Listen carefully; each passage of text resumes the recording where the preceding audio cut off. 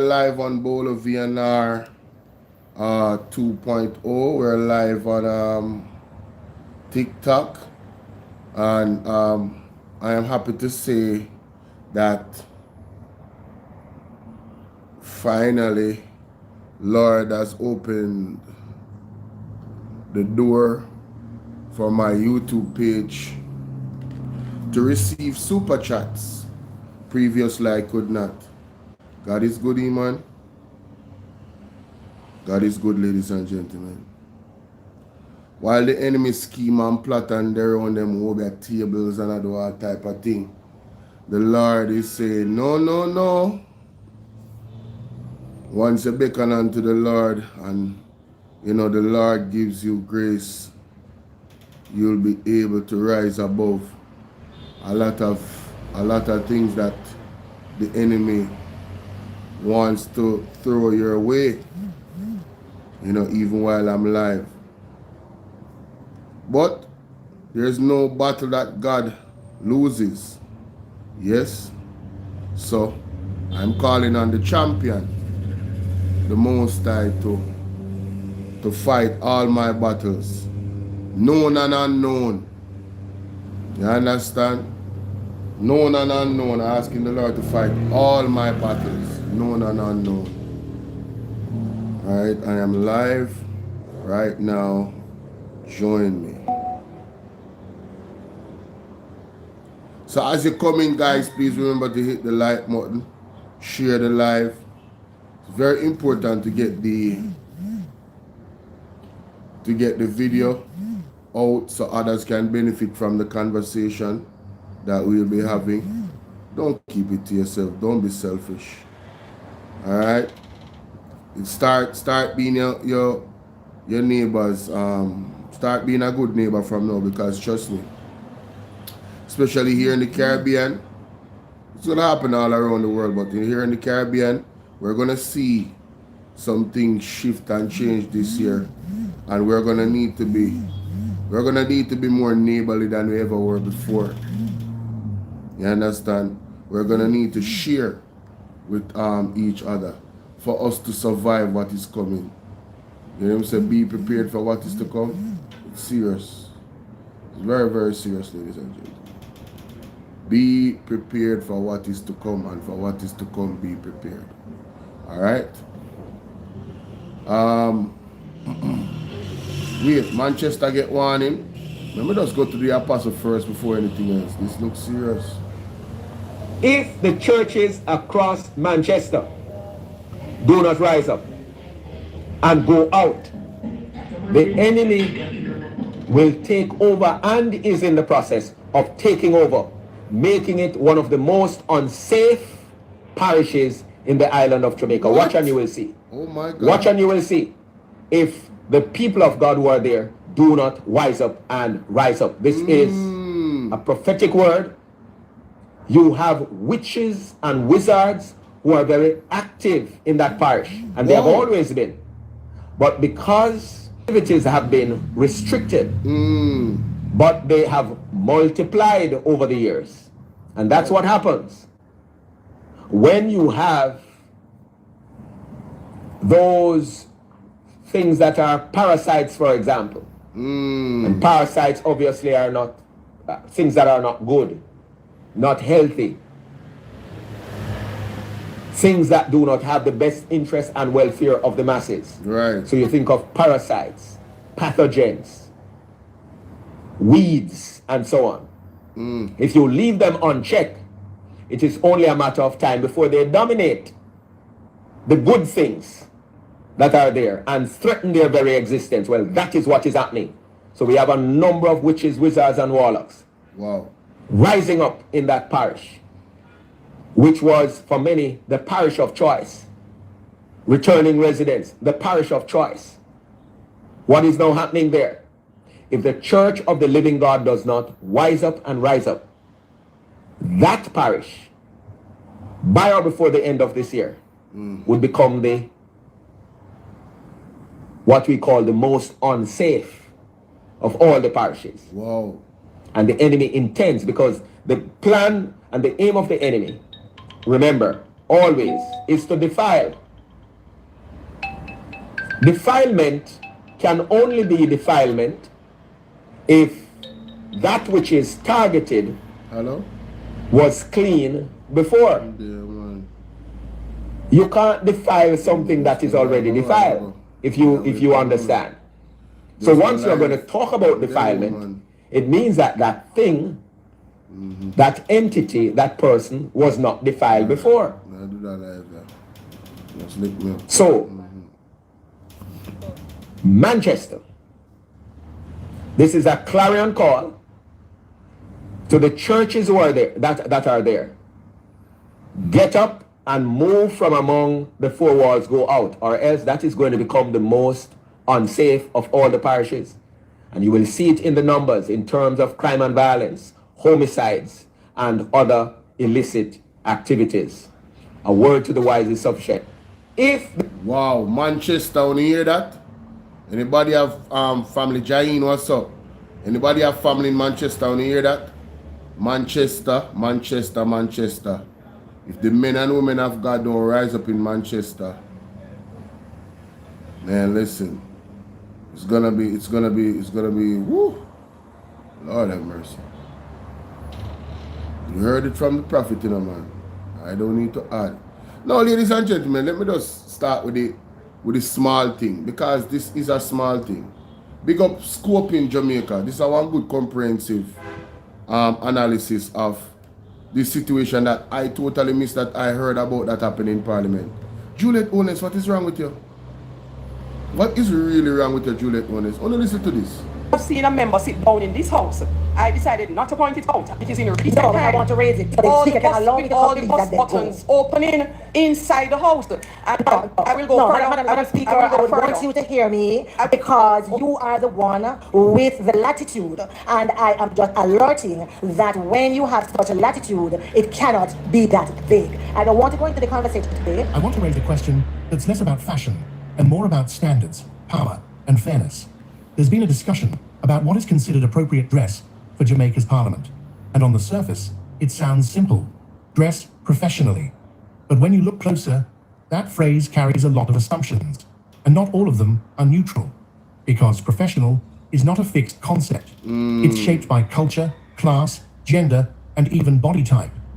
Two people can wear the same category of clothing. Right. A suit, a jacket, a dress, and still be judged very differently. The difference often isn't the clothing itself, but the body wearing it. It is part 3, item 17. And just in case I don't know, it appears as if this is an attack on the sexy and lovely looking Queen of the South. Boy, they got a problem with her, boy. Standing Order 17, which is around the dress, for example. Which has been a very problematic one over the years, because what we have is so archaic. So dress just simply says that members shall wear business attire in all proceedings, and then next it says the speaker may from time to time issue specific guidelines regarding acceptable attire and shall be the final arbiter of the suitability of a member's dress. I am extremely not comfortable with that. I believe it's too vague when you simply say business attire. I would hate to know that I come to Parliament with my fitted jacket, my nice fitted pants, night boot, and the speaker believes it's too tight. That's where the problem starts. Exactly. When dress codes are broad and undefined, enforcement becomes subjective.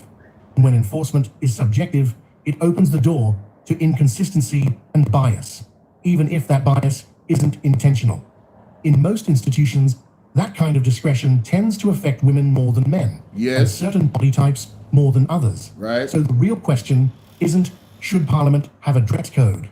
Every serious institution has one. Right. The real question is what the dress code is actually regulating.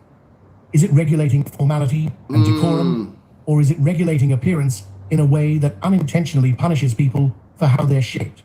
No, this is a very serious topic, you know, but it shouldn't even be a major topic. Like, they can easily fix this. Just fix this thing in the rules them. Like you said, every single institution, every serious institution has a dress code. Then fix don't let it be so vague. Me tired of her for you, man. Should we leave Nikisha Burchell alone? I have some ladies that have a bigger bus, right? and they will wear something professional, but because their bus is so excessively big, you're still gonna see, you know, flesh popping out if there is a V there. Because them breasts so big, it is what it is. Such what? No, man, tell you. They're dressed. And that leads to a deeper issue. Predictability. Rules in a democratic institution should be predictable. Yes, Members very should know in clear. advance what is acceptable and what is not. See, this is the thing and the problem with Jamaica Labour Party, you know. They don't like clarity. They don't like transparency. They like vagueness. Vagueness allows them to move the goalpost. Crystal, how are you doing? Tamara, how are you doing? Vagueness allows them to move the goalpost, ladies and gentlemen. Oh, by the way, guys, if you're not aware, those on YouTube, I am now eligible for super chats. I have a goal, you understand? And you see the goal right there. Help me out on the live stream for those that want to support the platform. No matter where you are in the world, now you can support the platform because YouTube and God has done it. It's not me. Has opened the door for you guys to use the super chat option to support the platform. All right. Just wanted to let you know that I celebrated last night on my live.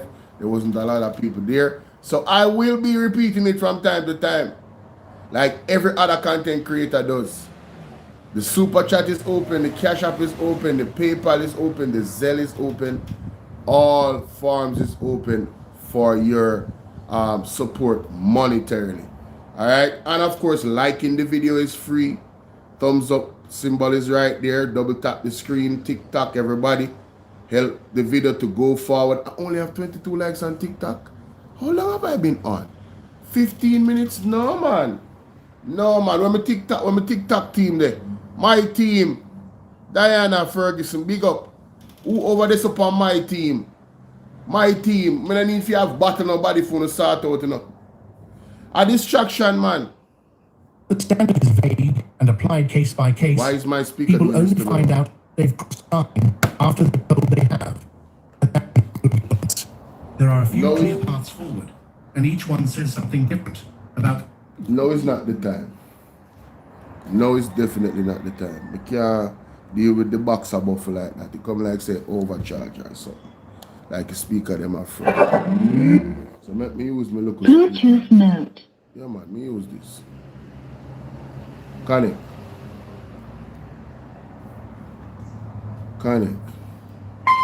Yes. Why is someone else sound worse? Case by case. People only find out they've crossed the line after the told they have. And that includes. There are a few clear paths forward, and each one says something different Thank about you, the kind of Crystal. parliament Jamaica wants. Detailed dress code that focuses on coverage, formality, and function, not personal taste. Clear standards reduce conflict, protect property, and remove guesswork. Another option is standardization, some form of uniform or near uniform. That may sound extreme, but uniforms exist precisely to eliminate appearance-based disputes and keep attention on the role, not the individual. The third option is to keep things as they are, broad rules and wide discretion. But we should be honest about what that produces: recurring controversy, uneven enforcement, and public distraction from the actual work Exactly. of Parliament. And that's the key point. This isn't really about clothes. It's about institutional focus. When dress becomes the story, policy disappears from the conversation. And when And look how Juliet Olisa go on. Look how she go on. Oh. And you know how much of a distraction this is? It's such a distraction to the point where real principles of the parliament, like not stealing, like following procurement rules, real principles of leadership, the code of conduct they haven't signed, but they're hung up on the rules of the house in terms of dress and the broadness of the actual thing. Man, the level of hypocrisy is ridiculous, fam. representatives are distracted by uncertainty or fear of being singled out, the institution loses credibility. I would hate to know that I come to Parliament with my fitted jacket, my nice fitted pants, nice suit, and the speaker believes it's too tight. I have Yeah. actually seen someone No, man, I can whose tell you. clothes was so tight, remember? No, no, that but the buttons no, open in the I parliament. can walk in my clothes, it's not too No, tight. no, And meaning because I have seen a member sit down in this house. I decided not to point it out, and it is in a recent No, but I time. want to raise it with so the all speaker can allow me with to all the complete bus and then go. buttons opening inside the house. And No, no, I will go no, further. Madam Speaker, I will go I would want further. you to hear me I will- because you are the one with the latitude, and I am just alerting that when you have such a latitude, it cannot be that vague. I don't want to go into the conversation today because I assume that there's going to be a time when we are going to do it. I'm just alerting that given the powers of the speaker and this idea where some believe that the speaker doesn't have to be there, that we need sufficient, you know where I'm going, Not some. So, The presenter didn't say some. The presenter was very clear. No, that was the presenter's opinion. Yeah, the presenter was very clear. That was the presenter's opinion. I don't happen to share it. And that is the reason why I want to make sure in such circumstances we have enough specificity for there to be some guideline. It's not for the speaker, it's for all of us because these are our rules that guide us. And I just alerting for that. I think So the outside question of I'm putting to you is this. In 2026, should Jamaica's parliament prioritize clarity and fairness, even if that means modernizing how we think about dress, or should it continue relying on subjective standards that create confusion and controversy? And just as importantly, how do we ensure that professionalism is measured by conduct and contribution, not by body type or personal aesthetics? Yeah, let me tell you something. Juliet Honest is full of you know what. Yeah, real talk. Febby, what's up? Alright, she's full of you know what, ladies and gentlemen. Now, our leader, Mark Jefferson Golding, our leader, like minds, our leader. Yes, Mark Jefferson Golding had this to say today about climate change, disasters and stuff like that. I haven't listened to it all the way through, so let's get it. Greetings. Hurricane Melissa, which hit Jamaica on October 28, 2025, dealt us a terrible blow. And rebuilding the country, especially in Western Jamaica, after the loss and damage caused by that climate-related hurricane, which I think generally it's accepted as being a climate change-related hurricane, is going to cost our country billions of dollars. The general estimate, the approved official estimate of the value of the damage done to Jamaica's physical assets, private and public assets, is $8.8 billion US dollars.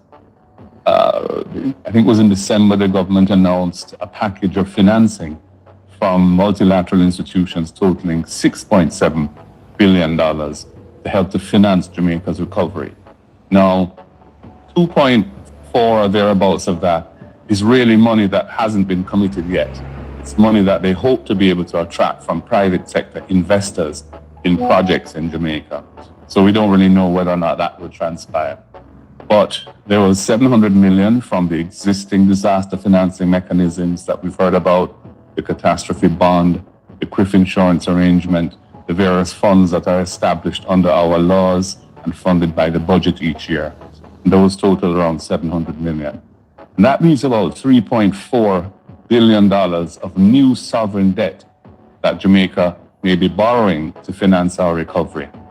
Now, I think it's important to recognize that the rate of interest on that, which has not been announced yet, but at current rates would be in the region of 6 to 7%, because the base rate in international lending is now at around 5.3%, and there'd typically be a margin for country risk and other factors of another 1% or so, taking our borrowing cost to somewhere between 6 and 7%. On $3.4 billion, that's a lot of money that we have to find each year just to pay the interest on those loans. And I wanted to mention that there are creative mechanisms which are emerging as a result of the call for climate justice. Climate justice meaning that countries like Jamaica have really made little or no contribution to the global warming that is causing change in our climate. Right. Vast majority of the contribution to global warming has come from the big countries, the wealthier countries, which industrialized over the last 2 centuries and contributed so much of the kind of polluting gases that are the reason behind climate change. So that creates a justice issue because we are the ones bearing the brunt of the effects of climate change, while others, wealthier than us, are the ones who have contributed most to the cause of climate change. And because of that, in climate injustice, there have been various mechanisms developed in recent years that help countries like Jamaica finance the recovery from climate disasters. Barbados led the way in 2022 with a debt swap, which they were helped with by the IDB, the Inter-American Development Bank, and the Nature Conservancy, who put up a guarantee for some new borrowing by Barbados, 150 million US, which they used to pay out existing loans that Barbados had, bonds on the market, which were at market rates of interest and were much higher than was desirable to finance this type of activity. And the new borrowings were at much lower rates because of the credit enhancement support, the guarantee provided by the IDB and the Nature Conservancy. And that difference in the borrowing cost between the old debt that was being retired and the new borrowings was sufficient to fund 50 million US over 15 years, which Barbados committed to putting into a conservancy fund to be spent on preserving the environment in Barbados, in particular marine-related activities there. That's our leader made it. That's the sort of thing we should be looking at doing to try and reduce the cost to the country of the type of investments that have to be made in order to address the costs of climate disasters, which we are going to be suffering, it looks like, almost every year. Hopefully not every year, but we can assume there'll be more to come. So there are some other mechanisms along these lines which have emerged recently, which Jamaica must be exploring. The Fund for Responding to Loss or Damage, the FRLD, was set up under the COP process, which is the international process for trying to get to grips with this threat of climate change. How many of you know about the FRLD? First I'm hearing about that, you know. I kid you not. Let's go back a bit. The FRLD. More to come. Wow. So there are some other mechanisms along these lines which have emerged recently, which Jamaica must be exploring. The Fund for Responding to Loss or Damage, the FRLD, was set up under the COP process, which is the international process for trying to get to grips with this threat of climate change. And this fund, the Fund for Responding to Loss and Damage, provides grants, not loans, money that doesn't have to be repaid, in other words, to countries like Jamaica that are unfairly, in a sense, burdened by the costs of addressing the losses and damage from climate disasters in this time of climate change. We should be looking to try and withdraw down funds from that fund. There's also the so-called climate vulnerable. No, that is good. Big up to Mark Golin for doing this. I did not know about that FRLD. And they give you grants, not loans, so you don't have to pay it back. Because you see, remember when Andrew Onis came out and he was boasting in the parliament that, oh, you know, we were able to get this amount of money, as if you were giving it free, as if we don't have to pay it back with interest. I never understood how somebody could go in, a leader could go into parliament and say, sure, big up. I never understood how a leader could go into parliament and say, listen, we are able to get all this money, you know. What is the caveat and the drawback from that? Elmira, how you doing? Guru say, how the place getting warmer because of carbon emissions, however the place colder than ever. Hey, listen, good questions. All good questions, all right? But what I'm saying is this, guys. Remember to smash the like button, by the way. It is free. And for those that want to go above and beyond, TikTok, you don't know what to do. Gifts are always fun, okay?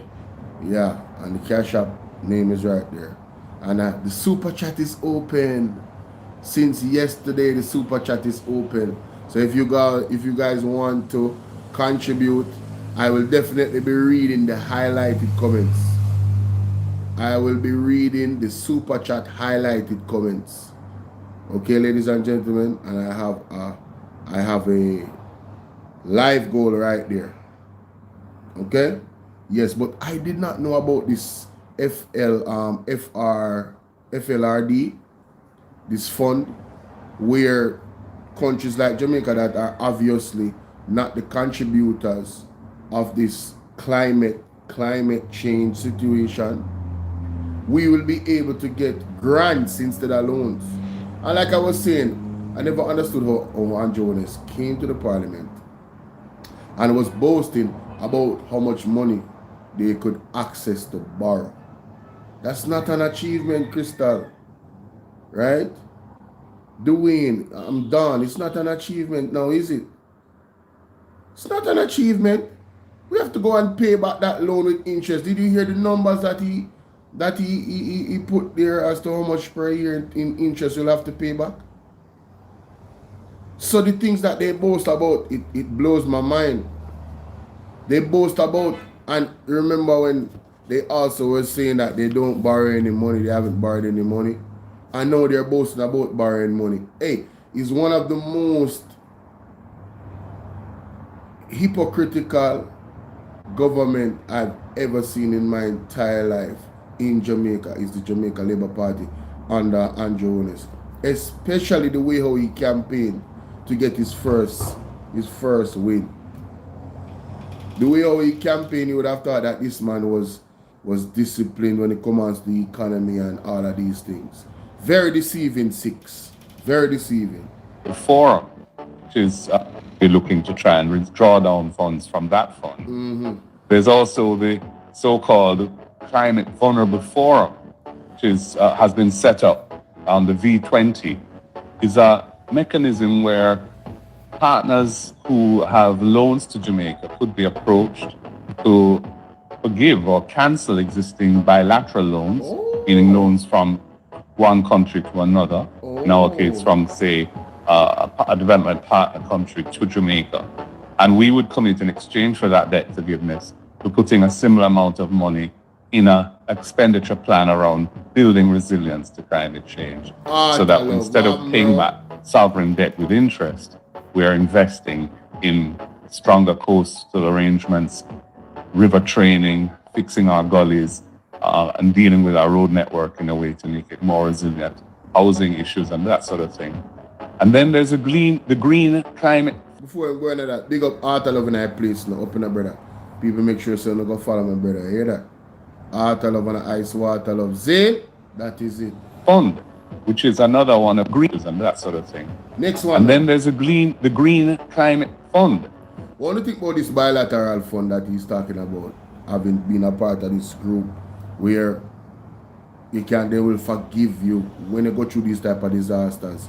They'll forgive you for actually because of the disaster. They'll forgive some of your loans them, and as long as you dedicate that money into cleaning the drains them and stuff like that, all the activities that go around building resilience. I think that's dope. I never knew about that either.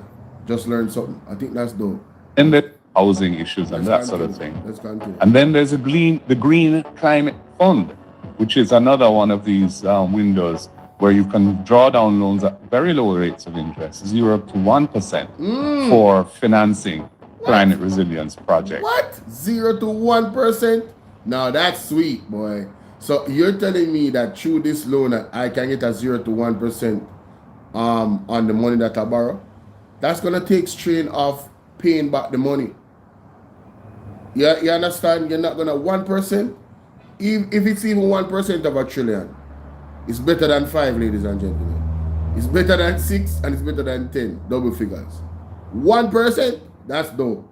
That is dope. Let's and then there's the green climate fund, which is another one of these windows where you can draw down loans at very low rates of interest, 0 to 1%, for financing climate resilience projects. And that's again something that we would love to see. Of course. Jamaica explore and maximize. Right. I raise these things because if we're going into a new era of heavy borrowing because of the problems caused by Melissa, we have to do it in a way that doesn't burden us unduly with the cost of carrying much more debt in the years to come.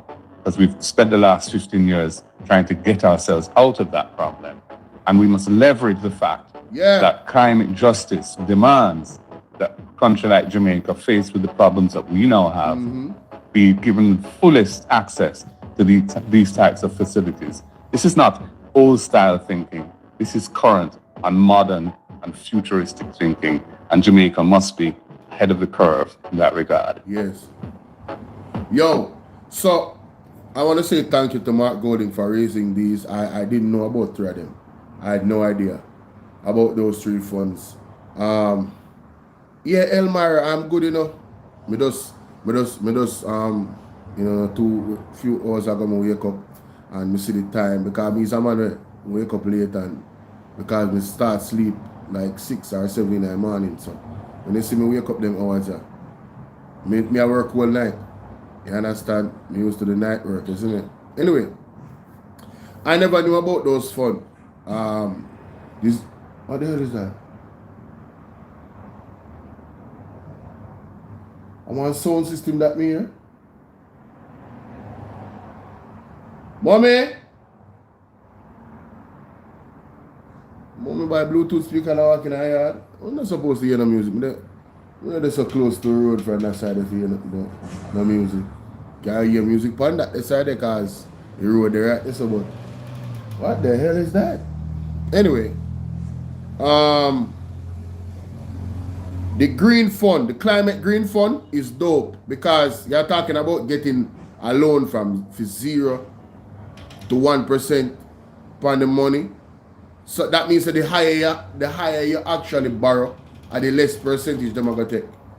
That sounds good to me. The next one is this bilateral agreement fund where countries that we are in this group with together and we have money we owe to them. They would give you a loan forgiveness. That's proper, bro. That's proper. And there's another one. Some other mechanisms along these lines which have emerged recently, which Jamaica must be exploring. The Fund for Responding to Loss or Damage, the FRLD, was... The FRLD. That is even better. The FRLD gives you grants, not loans. So, my question is, will the Jamaica Labour Party explore these options? The opposition leaders put them out there. He didn't come and chastise them. I will chastise them. Him not have to do that. I will chastise them. Have they explored this? Did they even know about it?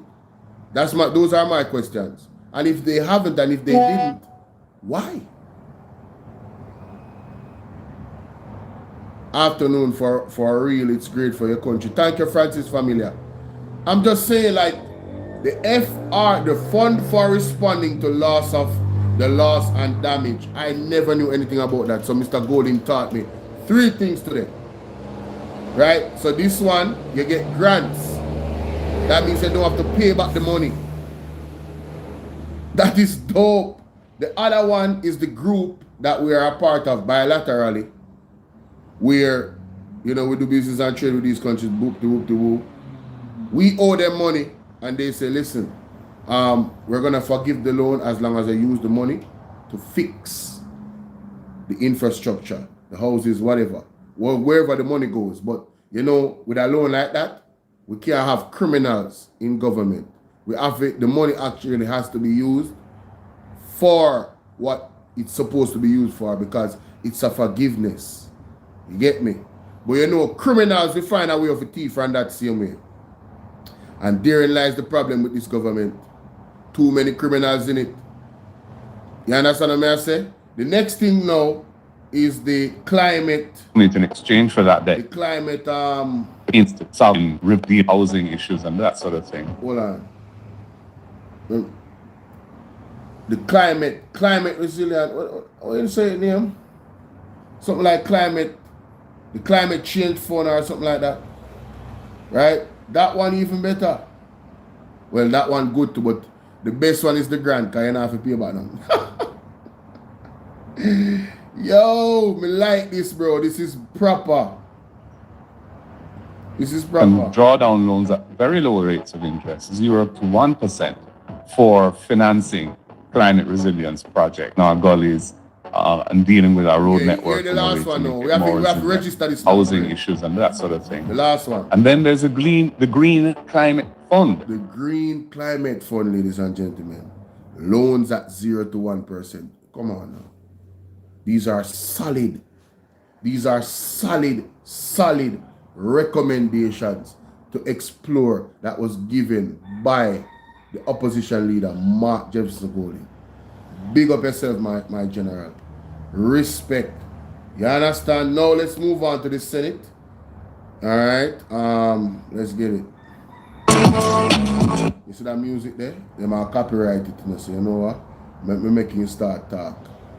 Because me can't bother. Related to the debate on the Financial Investigations Division Amendment Act today, and I wanted to make a simple point that the inclusion of a clause that would allow the investigations of the FID to be subject to government policy was bad for democracy. Yes. By that, I emphasize that separation of powers is important in democracy. We want a distinction to be made between the executive, the legislative arm, and the enforcement arm. You know, I am so happy the way how they are doing this now. I want to say big up to Mr. Cleveland Tomlinson, the young man, and the People's National Party. This highlight of the Senate is quite important because what they have done, they have put it all together in 7 minutes. And you know how people are. They don't really watch the Senate, and some of the most important things is happening in the Senate, you know. Right under we nose is Jamaica. Things will affect, that's going to affect our lives. Imagine them in the Senate trying to pass a law that oversees the Constitution. Right? Government policy would trump the Constitution. That is dangerous. The Constitution is the final armor of protection for us, the citizens of any good democracy. It is the conscience that lawmakers have to visit and policymakers have to visit. It doesn't answer to policy. It is the policy. Listen to this. I can't believe I said them man and they easy. They think them easy. Jamaica Labour Party, them is very, very cheeky. Them always. And listen, this is why I appreciate the People's National Party. Because a lot of us are not bright enough to even know or understand or comprehend what the hell is going on in the parliament. If the People's National Party were not individuals of integrity, they would go along to get along. Thank you, God grace. They would go along to get thank you for the gift. Oh, by the way, on YouTube, I can give gifts too as well. They would go along to get along, ladies and gentlemen. Right? They would follow.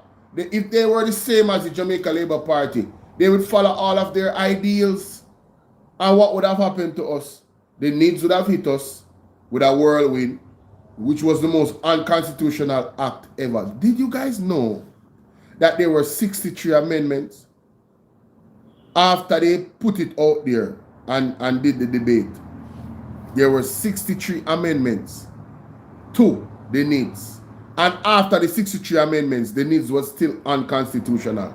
Because when they carried them to court, they lost.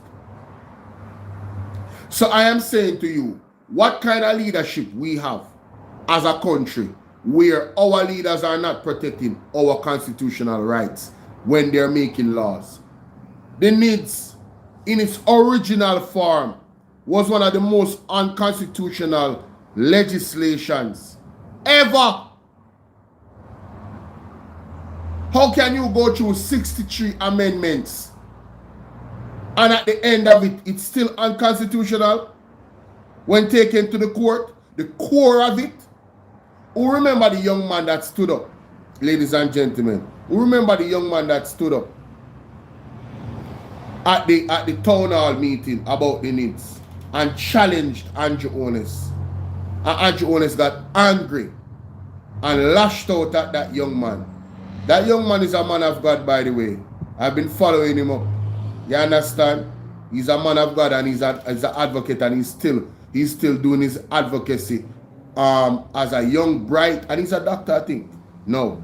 a young, bright man, a man of God, and he's on his platforms, he's opening up the eyes of the people as to, especially the women and men of God, as to the dangers, as to how this government, certain things that they're pushing. And the needs is one of them. Somebody sent me a form that they got, and I am going to send people to examine it, that it has the know-how. The person take out her name and address off of it. But the form, she's saying that this look like the needs. So we're gonna do some investigation to see if indeed in these government institutions, when you go to renew certain things, if they are using style, not making you aware, but giving you a document that goes towards supporting the needs in whatever you're renewing, and getting the information so they can just bloop, put it on you. Jamaica, be careful here. Anything you're renewing in government now, be very, very careful. We have 92 people watching on YouTube. I ask that you guys smash that like button for me and get the likes up to the amount of people that is actually watching. Please, thank you. And remember that the super chat is now open. It's available. Gifts are fun. Elali, big up. Junior Ras, big up. Right? So let's continue. So before we continue, like I said, be careful about those new documentations that is out there for you to get your documents. Then it could be, I don't know, food anglers, I don't know. Careful. Look at them very carefully. Examine them very carefully. All right? Start to learn more about the needs and the actual process that it went through and what it was originally before it was taken to court and deemed unconstitutional, and then they tweaked it. You understand? Ladies and gentlemen, any attack on the Constitution needs to be deemed as an act of war at this point. That's where I'm at. And it's a war against our freedoms. Any attempt by the government to attack the Constitution in its current form and try to diminish it, overthrow it, is an act of war against the freedom of the people of Jamaica. And I'm not saying that with water in my mouth. I'm very, very serious about that. Francis, thank you. Very, very serious about that. Let's continue. Today in the Senate, I made my contribution to the debate on the Financial Investigations Division Amendment Act. I made the point that Jamaica must continue in its effort to combat financial crimes. But in doing so, we must respect mechanisms that allow for accountability. I called attention to a particular provision in the bill that said that the chief technical director can share relevant information or information that is relevant to the prosecution of a particular crime or an investigation. In essence, I said that there should be a degree of objective criteria that determines what relevance is. In the current drafting in the legislation, it appears to be too broad in its explanation. Today, I contributed to the debate on the amendment of the Financial Investigation Divisions Act, where I made an intervention to encourage the government to go back to looking at including unexplained wealth orders in the poker proceedings, simply because it's an additional tool in this very dynamic and important fight against money laundering and anti-corruption. There was an interesting development today in the Senate in the debate on the Financial Investigations Division Act, the Amendment Act 2026. There's a particular provision that we want to bring attention to. In Section 2, subsection 4, A, II, it says nothing in subsection 1 or 2 authorizes a disclosure by the Chief Technical Director unless there exists between the Chief Technical Director and the relevant party a memorandum of understanding or other arrangement that is consistent with the Constitution of Jamaica and the laws of Jamaica. That's fine. But the problematic part is government policy. And why is this being directed on the whims or fancies of any particular minister of government or cabinet decision? We find this particular provision to be problematic. Actually seeking a clarification at this stage because I too had a level of concern about the fact that the memorandum of understanding or other arrangement that is consistent with the Constitution of Jamaica and the laws of Jamaica and the government policy. And you have explained by pointing to various pieces of legislation and agreements what you mean by government policy.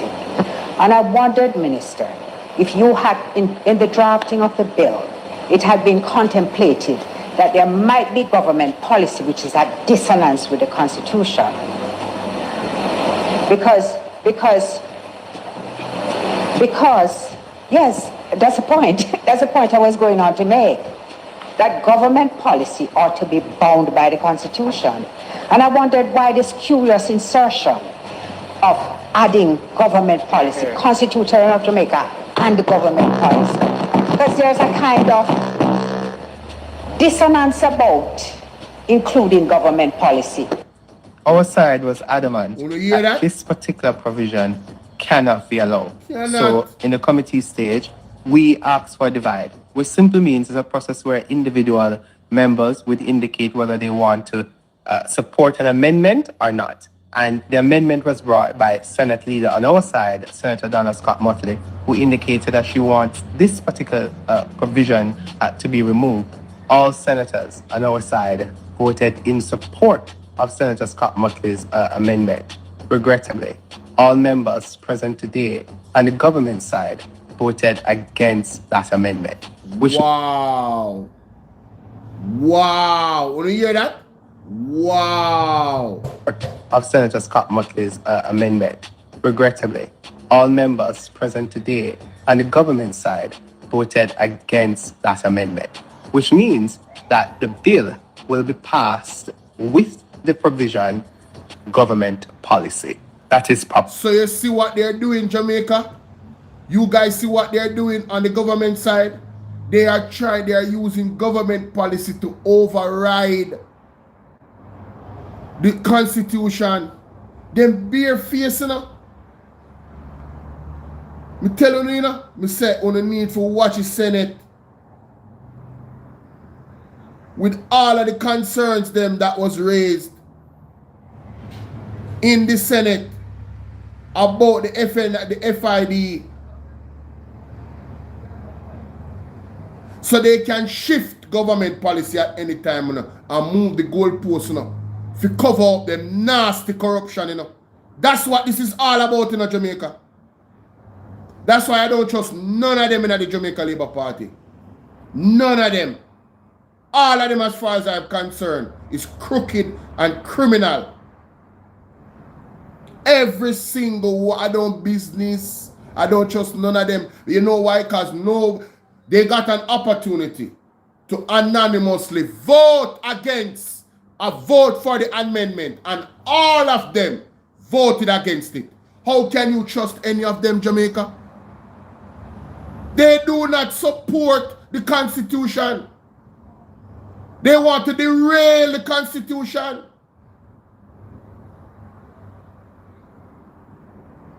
And the Constitution is there to protect the people. This is very serious, you know. Remember the FID of Dennis Strong and Andrew Owen's investigation happened. Put the two together. Do the maths. From last year before last, you remember when Marlon Mallow in December of 2024 was like, you know, we can get the Constitution amended, hopefully by such and such time, if we can all agree. Mark Williams said no. Listen, ladies and gentlemen, Brad, big up yourself. Big up yourself, Brad. Love the work we had up on TikTok. Big up yourself. Let me tell you something.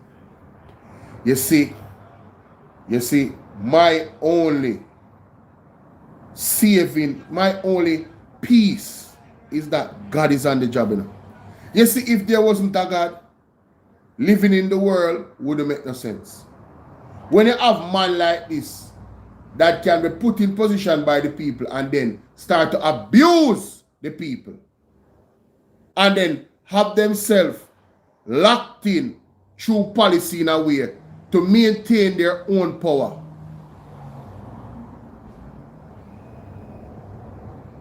This is where slavery comes in, you know. This is where slavery comes in.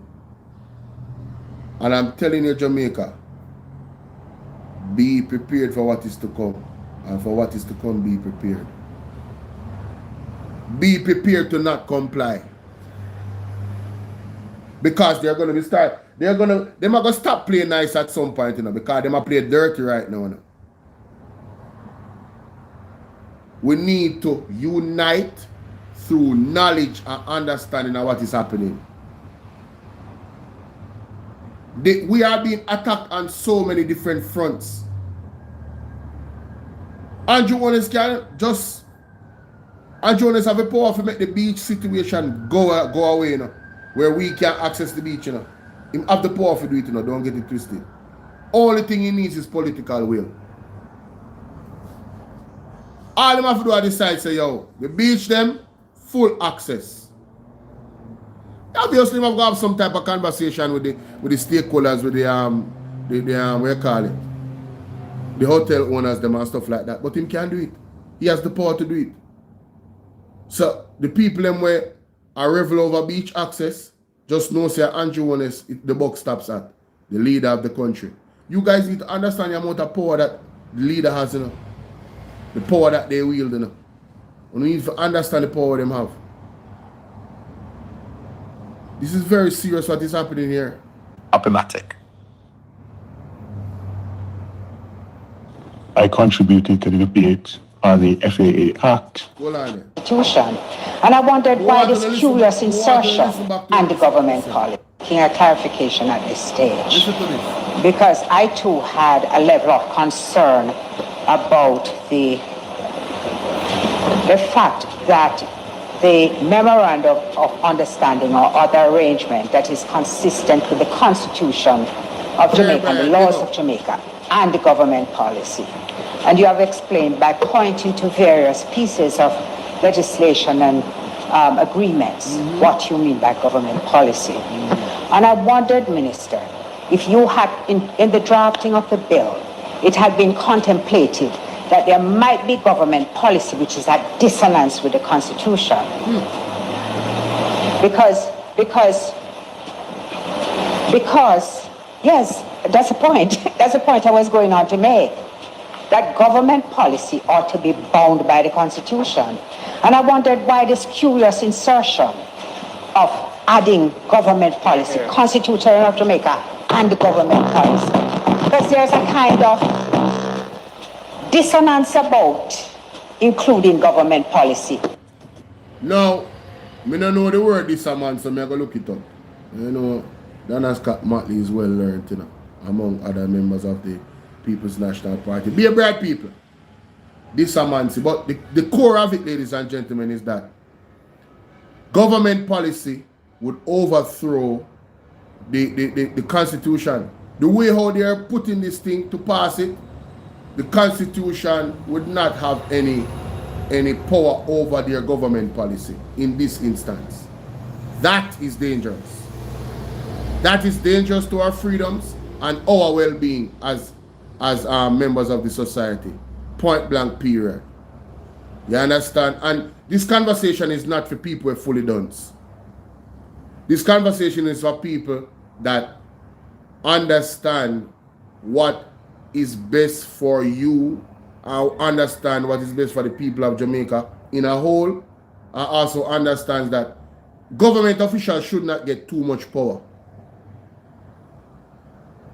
You should be taking away some of their powers, not giving them more.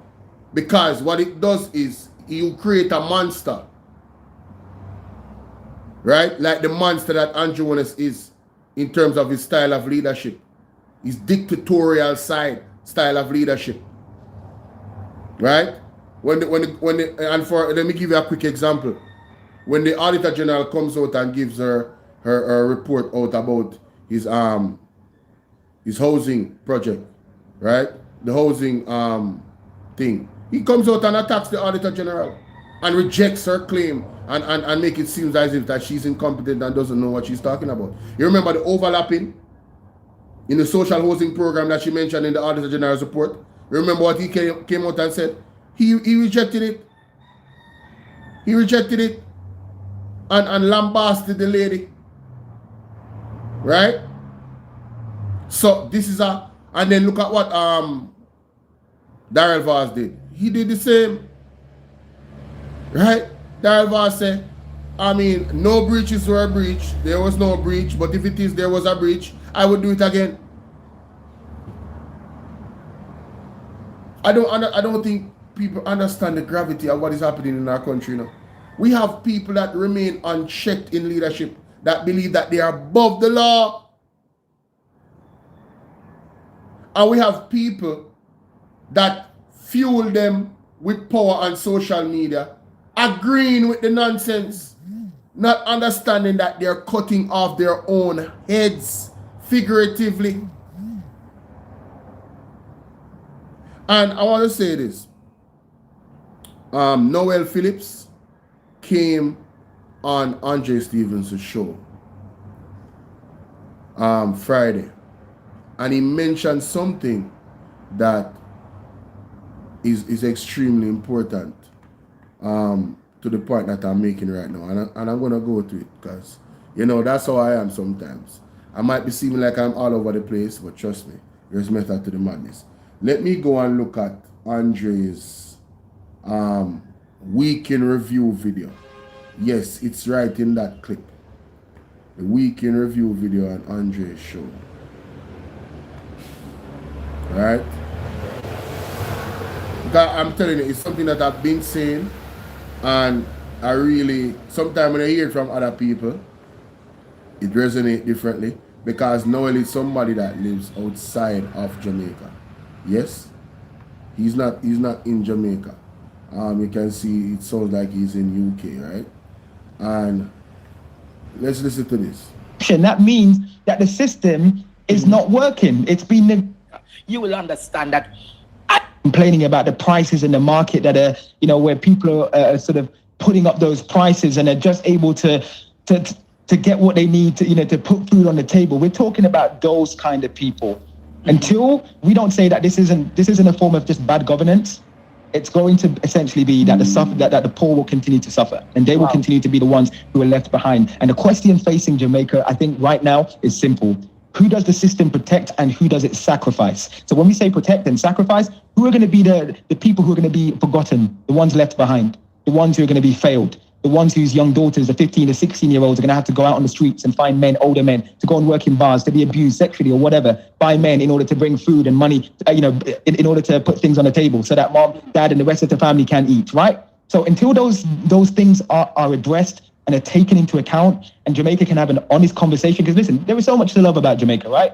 And I was naive when I started on my platform a couple of months ago, thinking that maybe it's little pockets of Jamaica that has a problem. And I'm not speaking for the whole of Jamaica, but from what I've seen, there are parts in the country that is rotten. And that rottenness starts from maybe the people who are running the country and the blasé attitude. Like, for example, we heard the Prime Minister there. He was very defiant, wasn't he? And the Transport Minister saying he would do it again. Mighty God. When you have these individuals who are saying, you know what, from a public relations point of view, I realize the optics do not look good. My Jamaican people, you guys put us here, and you guys are the ones who we answer to. Mm-hmm. Once you have politicians who are saying that the law, we are the law, we make it and we break it. What does that mean, Andre? What does that tell you? It tells you that we're in a sad state. You asked about It tells us, Jamaica, that it's a society that you're going to get additional buses. Can you imagine, Noel? That maybe in the last 5, 6, 10 years or 12 years, that things have gotten worse. It feels like this is a reoccurring nightmare that Jamaicans are having to live. It's the worst years. You know what this nightmare come with? But your granny tell you something. Because you have Jamaican. Big thing, Andre. And listen, having covered elections in the United Kingdom and here in the United States, right? I had to sit and I asked myself, Jamaicans went to the poll in September 2025. And when they went to the poll, they decided that they were going to buy the vision presented by the Right Honourable, because he likes you to say the whole name. I want to say Right Honourable Dr. Andrew Holness, Mr. Holness's vision. And aspects of these elections, in a lot of those margins, the ones to modernize the electoral I like to try and break things down because I realize sometimes, we can talk, when we go on platforms and we can say things and people don't understand. When we talk about corruption and we say corruption, people think of corruption, they think of movies, they think of that police officer who might be taking money from the dealer or doing bad things. Corruption isn't just stealing money, it's stealing people's futures, your children's future, your grandchildren's future. If everything that you just described a moment ago is something that is happening and it means that one side is being left behind or the other side is outperforming the other side, then we need to have an honest conversation about the systems that are in place and whether moving forward, is there any point having elections anymore in Jamaica? You've got to ask yourself that question, right? That's all body. Is there any point going to the poll again in a couple of years? Or should we just, allow the JLP to, just hand them the keys and let them lead for the next, couple of decades or whatever? If you hand them the keys, then there will not be anything called Jamaica. You will have Shakaima, Chakabaima, and Steve. Oh, I'm saying it already. Damn. I missed it. I gotta go back. Things that the Japanese have said. One of the big things that I discovered is that Jamaica has a problem with corruption, right? It's systemic.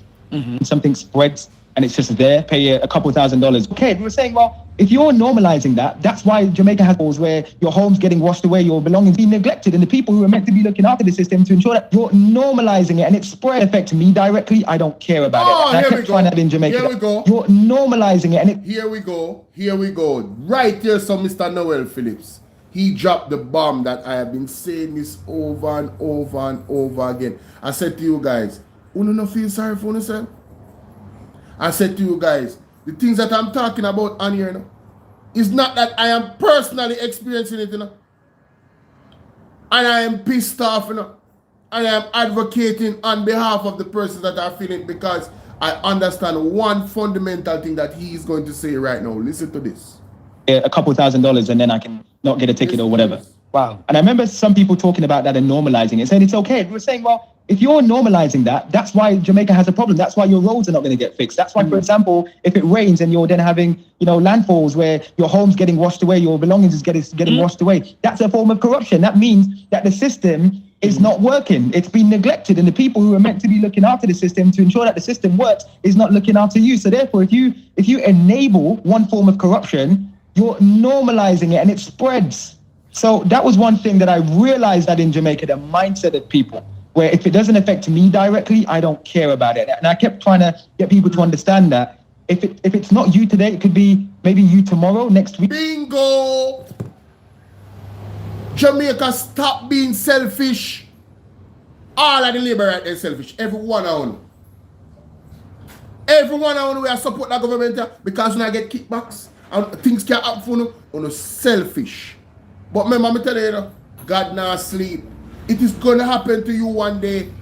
And you're not going to ball out. And it has been happening from September 3rd done. Labor right to ball out. Then some of them are suffering in silence.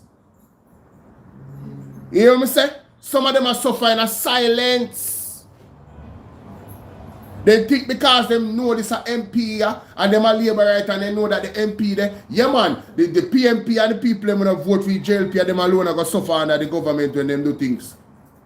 No, we have a selfish mentality. Listen what the man said a while ago and notice about Jamaica. You're normalizing it and it spreads. So that was one thing that I realized that in Jamaica, the mindset of people, where if it doesn't affect me directly, I don't care about it. Only no business. So the people in the West are suffer. Oh, them never vote with PMP. We see a man come pan TikTok and had the audacity, the filthy mentality, the disgustingness of uttering words such as, oh, them never did vote for Andrew, so Andrew not do nothing for them. Me say, yo, you see you, brother? Me know say you are in trouble. You are in trouble. That the mentality the way you have, karma is coming to you swiftly. You better go repent for where you step on the internet about the people in Westmoreland and send and Hanover and them place there. Because them not vote for Andrew. Andrew not do nothing for them. Andrew not fix them home. And all around the laboratory have that mentality there. You see when the disaster they start in Jamaica, me know say we not go tremble because if you're not dead, by the grace of God, and you're not alive, you have to go repent. Because God go shake you now. You can't live so, you can't have them the mentality there. You can't have them the mentality there. You is wicked and evil, man. Right? You try to get that out of your brain, man. Remove them the type of mentality there, man. Then the mentality there will carry one way ticket to hell. One way ticket to hell. I couldn't believe when the man put out the thing. For you to think it is one thing, you know. But for you to go on a video and record yourself saying such wickedness. You have no heart. You have no soul. You are an empty vessel. This one brother come on TikTok. Me not even put it on my platform to it was disgusting. Because the people in Westmoreland have voted for Andrew enough to look upon them. I don't know if it's a democracy you look upon it, but in a democracy, people not vote for you still have to work on behalf of everybody, not just labor right. But you have labor right where actually think like that and say it out loud. Say Andrew for deal with them alone and help them alone. Andrew not supposed to deal with everybody. Him is not the Prime Minister of Jamaica, he is the Prime Minister of the labor right them. And them take it a step further, you know. Them take it a step further. Because if you listen to my argument I labor right them online, them say why Marky G not fix it. Mark Golding not have the blood. Mark Golding is not the Prime Minister. Them want Mark Golding to go fix Westmoreland, you know. Where you get the money from? I saw them think, you know. Where you get the money from? I know, but that I want logical question, but that I like besides the point. He's not the Prime Minister. He was never the Prime Minister of Jamaica. But I'm showing you the disease, the cancer, the cancerous mentality of some of the lab rat them. Thank you very much, Kup Kakes. I saw you pronounce Kup Kakes. Thank you very much. So, all of the comrade them to stop pay tax. Yeah, man. Retract on the taxes. I watch the country sink. All the comrades them stop pay tax. We now pay for no loan where them borrow because the money not supposed to benefit comrades too. No, I can't say that on the internet. I can't say that. They will sue you. They will sue you. Me not say that. Queen Amina, big up. Yeah, because it's foolish, so them attacking, you know. Me just try to show you nonsense that come out of them mouth, you know. Right? Them is so mad with hatred. Them full of cancer in their mind. Dunce and evil. That they can say to you, Andrew no response for no comrade because them never vote for him. You're sick. Mary Lizzie, what's up? You are sick. Right? You're sick, bad man. This was the thing that stood out to me out of everything that Noel Phillips said. He said a lot that was good enough. But when me hear the man say this, I say, oh my God, there it is. That is the problem. This is the problem. You're normalizing it and it spreads. So that was one thing that I realized that in Jamaica, the mindset of people, where if it doesn't affect me directly, I don't care about it. And I kept trying to get people to understand that if it's not you today, it could be maybe you tomorrow, next week, or the person you know. And then when it comes to your door, then you're going to want justice. Then you're going to want accountability. But let's not forget, right? Little too late. We don't need to stand up for what is right, regardless of who is in government. Stand up for what is right for the people of Jamaica.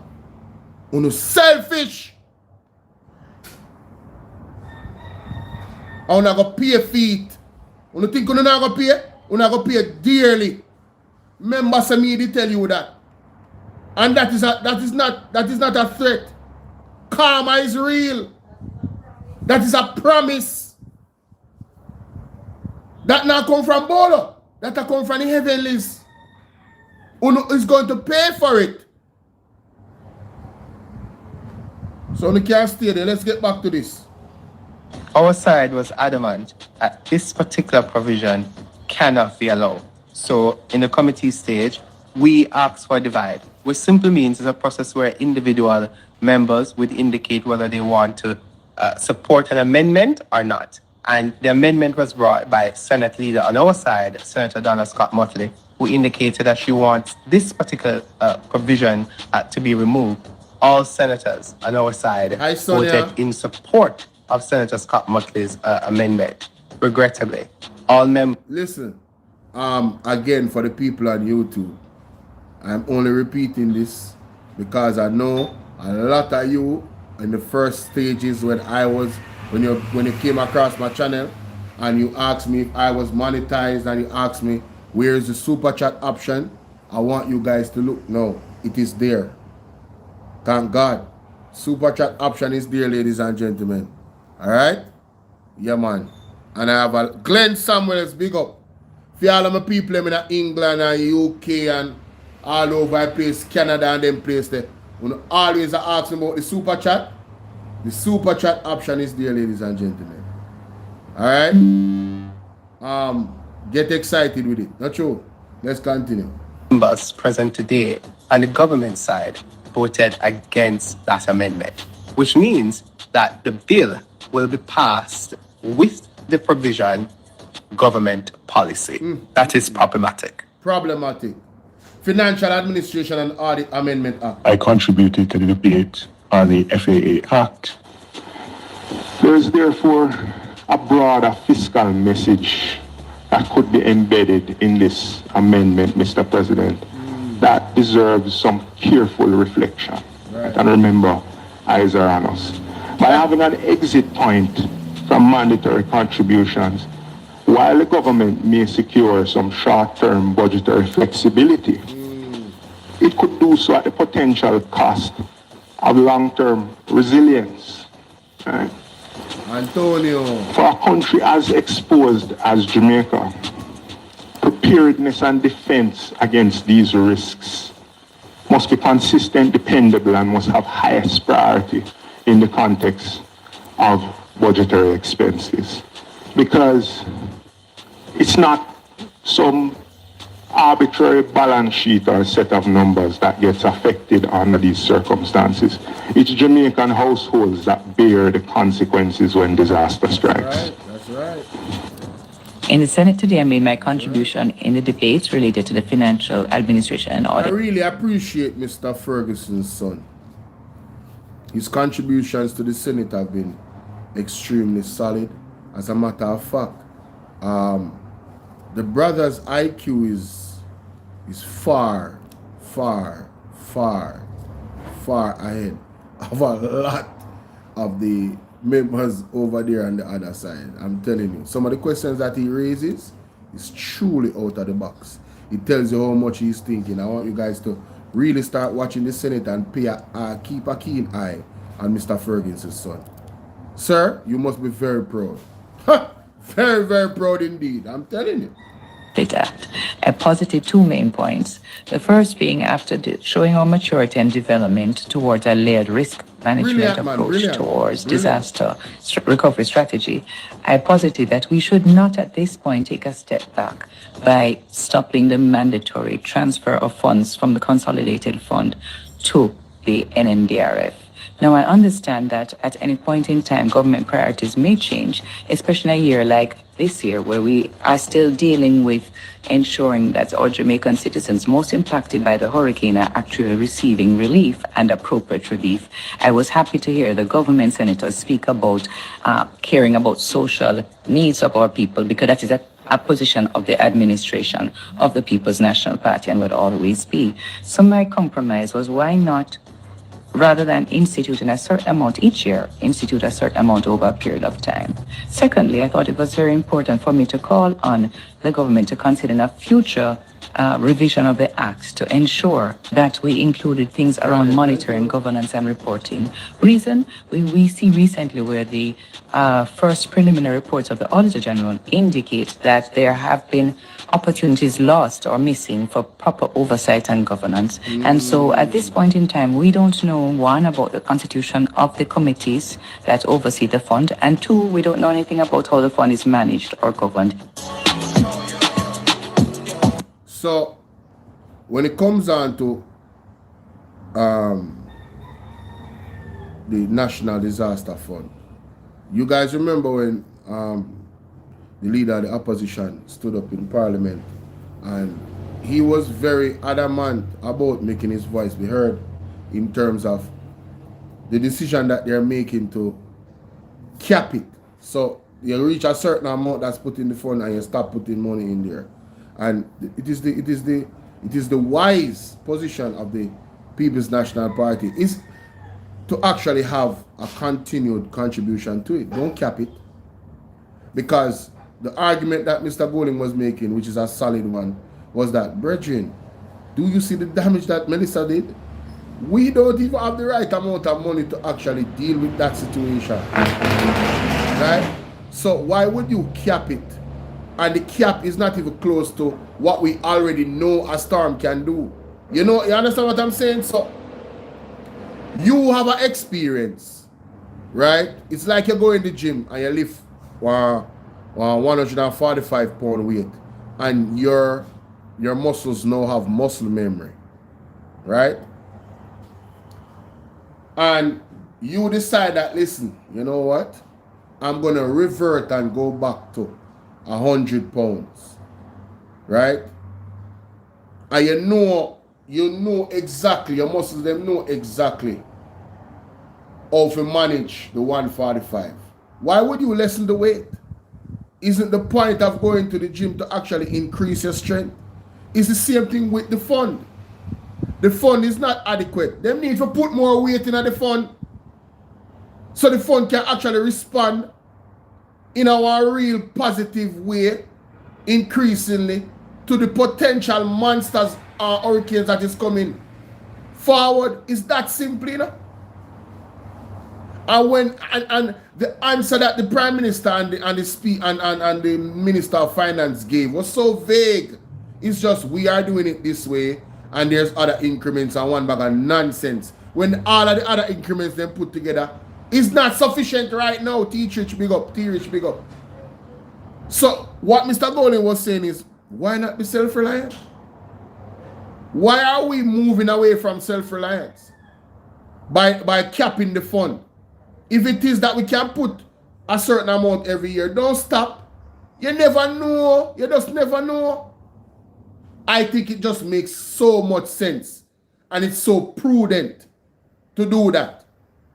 You feel what I'm saying? Because, you know, all the talk is about climate change. So is there really climate change? Do they really believe that there's climate change? Or is it that it's something that they can control? We never really asked. Because you know there's a conspiracy around the climate that is changing. So if it's truly something that is unpredictable, and it's increasingly unpredictable, to prepare for it, you want to maximize your efforts in preparing, not put a cap on the preparation. That's nonsensical, ladies and gentlemen. Proper nonsense, that, may I tell you. But moving on. So, Jamaica is not a real place, ladies and gentlemen. I keep saying this. This is an article that I wanted to read yesterday and get the full details of. 4 banks, 4 banking institutions in Jamaica was scammed $350 million in mortgage loans. 4 banks. Right? Wanna listen to this. This is unbelievable. Listen to this. You can't make this up. Fictitious identity got a total of $352 million in mortgage loans from 4 financial institutions over a 1-month period in 2024. The proprietors of a... Whoa. Let me start it over because apparently we can't go back once you start. Let's hear this. Read aloud, yes. A man allegedly using a fictitious identity got a total of $352 million in mortgage loans from 4 financial institutions over a 1-month period in 2024. Ladies and gentlemen, ladies and gentlemen, I want you to let that sink in. How are the banking institutions so compromised that a man can use fictitious identification and scam them of 4 different institutions, not 1, 4 financial institutions of $350 million in mortgage loan? Only know sister we in a trouble. And them people here, this is how I'm saying for join the conversation now. These people want us to go fully digital. The devil is a liar. The devil is not only careless, it's not just careless, you know, Mary. I'm not careless alone that.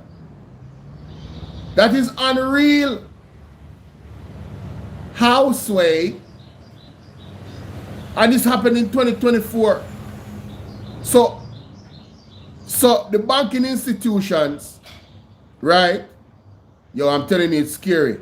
The banking institution in Jamaica appear to be severely compromised. And you wonder why people want to put money under their mattress. You notice that sometimes when you got the ATM, them most of the time when you can't get the money. You see what I go on? For the persons them were there in Westmoreland and Hanover and them place there. And St. James. You don't take sleep mark that. Enough people like both board and card and this and that. Hey, I'm telling you something. Put on some raw cash here. I put out a video on my channel the other day from the Apostle about an imminent attack. I only people not watch it. I don't know why. The most important video them I put out, you don't watch them on my YouTube. You don't need to do better. You see all the video them want to see have a little bit of views? You don't go watch them because most people just like entertainment. The video them want to see have a little bit of views on my channel, watch them. More often than that, you miss something that you need to not miss. Be prepared for what is to come, and for what is to come, be prepared, Jamaica. And some serious things are going to occur in this year. Lot of suddenlies. Thus saith the Lord. Not my word. So, plant up no pumpkin, plant no melon, 1 gear water and lots of nice minerals, and the next one give a whole heap of nutrients where your body need. Prepare for potential famine, ladies and gentlemen. Lack of access, all these things. Alright? Be prepared and pray. Ask God to cover you. It go serious. And if you don't believe in a God, rethink that. Because the time when we are going right now, only God alone you can lean upon. You can't lean upon man. They can't help you. They can't develop themselves. Just in case you didn't know. Let's continue. In 2024, the proprietors of a privately owned firm have charged in a lawsuit. The loans were made to O'Dane Anthony Laws to buy properties in upscale St. Andrew neighborhoods that were secretly and fraudulently swiped from their legitimate owners, and the titles used as collateral for the mortgages. The lawsuit by Stadridge Farms Trade Limited claimed. Did they say upscale St. Andrew? So this individual literally scammed uptown people? Oh yeah. Oh, this is serious. Wow. Wow. So them swipe the legitimate owner and then titles. Ladies and gentlemen, how easy is that going to be with a needs and a digital system? How easy is it going to be to scam with a digital system? How easy it is going to be for them to wipe your bank account with a digital system? Remember, you know, the digital system is not a proven one, you know. But they want to mass force it on us originally. You remember that? And if you don't take it, what is going to happen?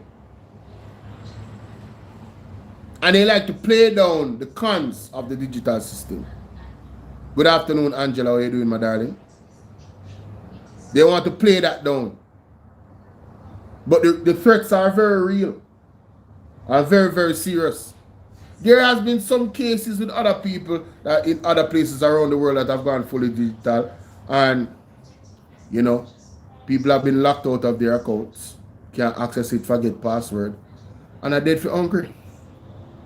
Because them literally can't do nothing. Them can't buy food, them can't pay them bills. Nothing. Because them forget one password. Ladies and gentlemen. Ladies and gentlemen. And other people can't help them. Because them can't use for them things to pay them other. No. High restrictions are there. No, hold on there. That 800 million there, brother, that are 3 different money that. This sound like a one person do this, not Antonio. Listen to the argument. Hear the argument. Claimed. The alleged fraudulent titles identified Laws as a mining and geological engineer who resides at 1037 Irving Drive in Iron Shore, Montego Bay, St. James, according to court documents reviewed by https://jamaica-gleaner.com/article/lead-story. Sorry about that, but it have to read everything. Me just mute that part, then till you go on the other part. Court documents by the Sunday Gleaner. On AM page 1 of 5. The Sunday Gleaner and official records from the National Land Agency, NLA. But according to multiple law enforcement sources, Laws is believed to be associated with a complex and elaborate fraudulent scheme that was used to defraud 5 financial institutions of over $600 million. What? 3 people were charged in this matter recently. So hold on there. What they must say? They must say, according to the multiple law enforcement sources, Laws is believed to be associated with a complex, elaborate fraudulent scheme that was used to defraud 5. So the same doctor we are talking about, Antonio, they must say this is an individual linked to them. What a rabbit hole. What is happening in Jamaica? Everybody turned big scammer. But when the head of the stream is corrupt, the entire river will be also. I don't know if it's the PSOJs, the head or Andrew on this, but the head of the stream is definitely corrupt. No, it's a way, I tell you, it's a way, it's the same method used, for fraud, the financial institution, Identification fraud. Identification fraud, ladies and gentlemen. So hold on there. Nobody now make me no help. Nobody's gonna help me with my life goal. What y'all doing? Wanna see what I want? Oh my God. Nobody's gonna help me with my life goal. But let's continue. This is serious. No, sir. Mighty God. Play it now. Medical doctor Chloe Duet, who resides in Cherry Gardens, also in St. Andrew, and Ivan Campbell, an executive assistant from Portmore in St. Catherine, are the other 2 persons charged with fraud-related crimes for their alleged roles in the fraudulent scheme. Hey. The lawsuit by the principals of Stedridge Farms Trade Limited was filed in the Supreme Court in December 2024 and named Laws and CIBC Caribbean Bank, Jamaica, Limited as the defendants. The proprietors claimed in court documents reviewed by the Sunday Gleaner that they learned via a telephone call on September 24th, 2024, that lands they owned in Cherry Gardens in Upper St. Andrew were sold and transferred to Laws by fraudulent means on February 19th that same year. The caller, alleged to be an attorney for CIBC Jamaica, disclosed, too, that a mortgage issued by the bank for the purchase of the property was also registered on February 19th, 2024, the lawsuit claims. The mortgage amount was $96 million with interest, NLA records show. New title was issued. Okay, all right. https://jamaica-gleaner.com/article/lead-stories/2026 8:31 a.m. page 2 of 5. Come on. The proprietors of Yes. Stedridge Farms claimed that a new title was issued for their land, with new folio and volume numbers, arising from a surrender application that was fraudulently made to the Registrar of Titles. Mighty God. In fact, at all material times, the proper title was with the legitimate owner's attorney at law for safekeeping. Jamaica, we people that own land and own property, you not safe enough. The fact that these people could actually do this and go through the door, it's not until after them realize. This happened in 2024, it's 2026. Now, granted, Selvanev, thank you so much for the 5. Say extend the live goal next time. I'm gonna extend it, man. I'm gonna change it. I think it was at 2 hours. I think it was at, but I've been on here for 1.5 hours, so you know the live goal has been there, and if people wanted to support, they could support. I keep reminding them that the super chat is open. There it is, ladies and gentlemen. Evidence. Selvanev with the 5. Thank you so much. Appreciate you. All right. I'm gonna start a new live goal, man. But guys, your property in Jamaica is not safe. You hear what they said? At the material times, the property title was with the legitimate owners, attorney at law for safekeeping, and there was no situation justifying a surrender application. The lawsuit charged. So where is the breakdown in the system? If the lawyer has it in safekeeping and it was not released to anybody, how is it that these criminals got away with what they got away with? What kind of connection them have? This is an elaborate scheme, and you're talking about millions of dollars. There has to be insider people that is actually helping these people to do what they're doing. This could be a web that goes so far that we can't even imagine. You understand? That is why I wanted to read this article, you know. And yesterday when I wanted to read it, it wouldn't open up the cleaner man. Right? Sure. But let's continue. Zine.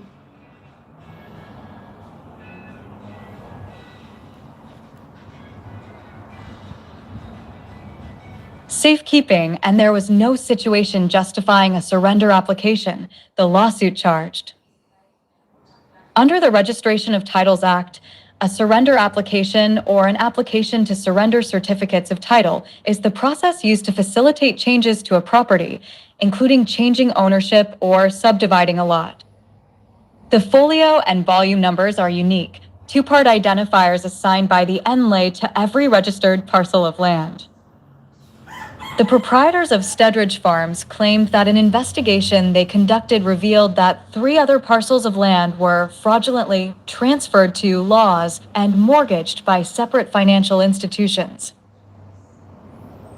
Among them, the lawsuit alleges, was a property in Barbican Heights, St. Andrew, the title for which was transferred to laws on January 26, 2024. A mortgage was registered the same day to Sagicor Bank Jamaica to secure 96 million Jamaican dollars with interest, NLA records show. What?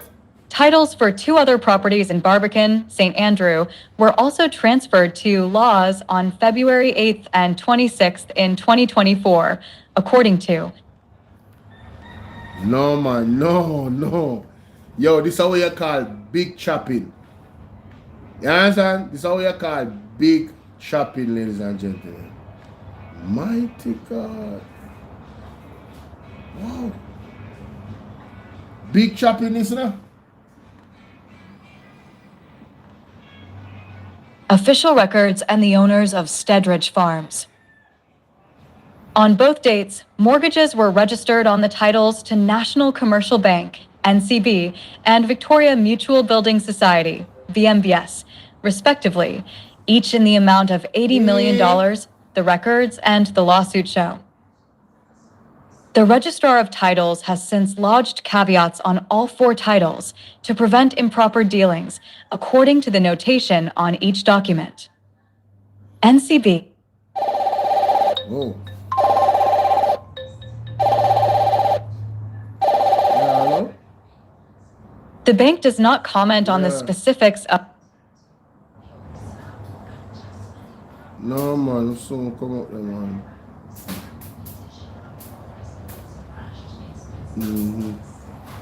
Yeah, I mean, I can do that still, but it take a sort out. Alright? Yeah.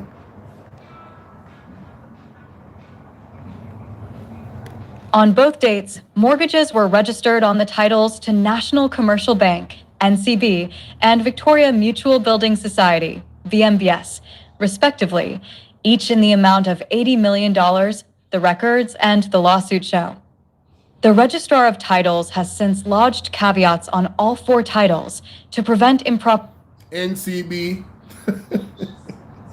NCB. On both dates, mortgages were registered on titles to the National Commercial Bank. Lord have mercy. Victoria Mutual Building Society, VMBS, mighty God, respectively, each in amount of 80 million, the records and the lawsuit show. No wonder they never want to open the article here. People don't know how far I have to forget the article here. I had to send it to somebody overseas. I make them send it to somebody else. We probably have some type of subscription with the Gleaner just to read the damn article. Want to see how me I work? Me know say something about the article here. We just know say something about the article. Yeah. This is a grand scheme, man. My goodness, continue. Improper dealings, according to the notation on each document. NCB, the largest commercial bank in Jamaica, declined to comment on questions submitted by the Sunday Gleaner about the alleged fraud. Hello? The bank does not comment on the specifics of ongoing legal matters. Yes. This matter is now before the court, and we will allow the legal process to proceed without further comments at this time. Why? NCB's similar position, noting that the investigation is ongoing, so it would be ill-advised for us to issue a statement in the middle of an investigation. Invalid mortgage. Steadridge Farms Limited, which is represented by the law firm Hart, Muirhead and Fata, charged that CIBC knows that O'Dane Anthony Laws is fictitious, that the transfer of the land was procured by fraud, and that the loan to him secured by the invalid mortgage was itself procured by fraud. Whoa, whoa, whoa, whoa, whoa, whoa, whoa, whoa. This is a huge allegation. Steadridge Farm Limited, which is represented by the law firm Hart, Muirhead and Fata, charged that CIBC knows that O'Dane Anthony Laws is fictitious. Now let us explore that possibility, ladies and gentlemen. What would that mean? A big mix up this. No man, ball out. Ball out.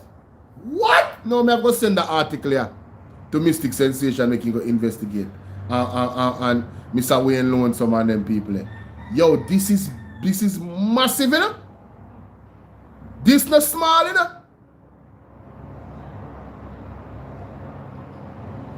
What?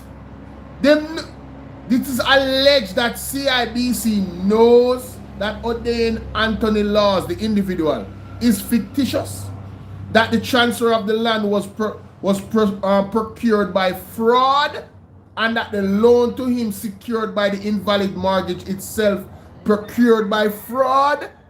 Oh my God, rush, where you deal with? This is serious. This is serious. No. Fraud. No. https:// Every time I go up on that little part, I have to X off, read aloud and carry down to the other side. So I have to work with it. Go through. Next paragraph. CIBC failed to fulfill its legal duty, inter alia, to ascertain 1. The existence and identity of the fictitious O'Dane Anthony laws, and 2. The validity of the invalid mortgage, the lawsuit charged. CIBC also had a duty and failed in its duty to take the steps required to verify the identity of the fictitious O'Dane Anthony laws, and CIBC also failed to verify whether and to ascertain that O'Dane Anthony laws is a fictitious person. It also claimed the proprietors of Stedridge Farms accused CIBC of refusing to discharge the mortgage and surrender the duplicate, and requested a court order compelling them to do both. Mighty God.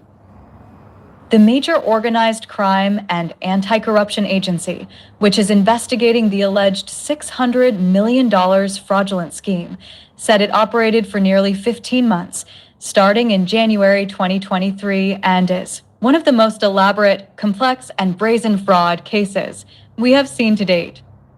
Efforts to contact CIBC for comment were unsuccessful. Jamaica, I am at the point now where I'm kind of glad I'm not rich in a Jamaica. Because if you're rich, you're targeted. People from uptown who have big property, you know. St. Andrew, you know, upscale, you know. The man them fraudulently take with them titles and use them, you know. And put them up against mortgages, you know. As some diabolical type of activities them. Listen, you have to have brain for even conjure up this in your mind, and then even more brain for execute it. Delroy, we're dealing with blessings, my brother, from all the way in the UK. And Delroy, I want to tell you, I don't think you know it's your first time. All of my supporters here that's watching, the super chat is open. Yes. And I want to big up Silver Never again for the 5. Appreciate you. Yeah, but Paula, how are you doing, Paula? Sadler in the building, how are you? Listen, you guys need to go and check this article out. 350 million. It is on the Gleaner website, yes? 350 million. That was fleeced through mortgages and fraudulent schemes, right?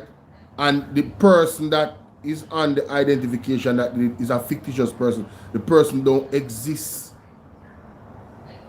The person is not a real person. The identity that was used. And CIBC is being blamed for having... Oh, you're there on the rock? You're in a jam rock? What? Pick up yourself, man. Hey, be safe.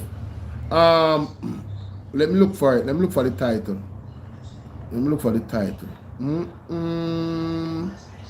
G's and P's. No, man. See it here? 4 banks. 350 million hit. Lawsuit alleged fake buyer uses stolen land titles to secure millions in bank loans. And this scheme is being tied to the doctor. Remember the doctor and the other 2 persons them that was charged for $800 million worth of fraud, going into banking institutions with false identity and fraud in it alleged. Now listen to me, man. If it's too much, Jamaica turn upside down, and then them a rocky from side to side like so. It already turned upside down, you know, and it a shake like so. And rain a fall on the upside down part, rain a fall up. It is chaos. Jamaica is chaos at this point. Yeah, at this point, what is next? Me don't know what I'm like. This a story alone. I wrap my brain. From yesterday, I want to read it, you know, because I say, wait, how comes we have this consistency now? 2 big cases. You have the $800 million one. And now you have $350 million. The banks, them are get hit by. So what is going on in our financial institutions here in Jamaica? Is your money safe? I hear the prophet said, the apostle said in a video, and I'm going to play it. I'm going to play the video because I'm telling you, this man is so on point. This man is so on point. Is it this one?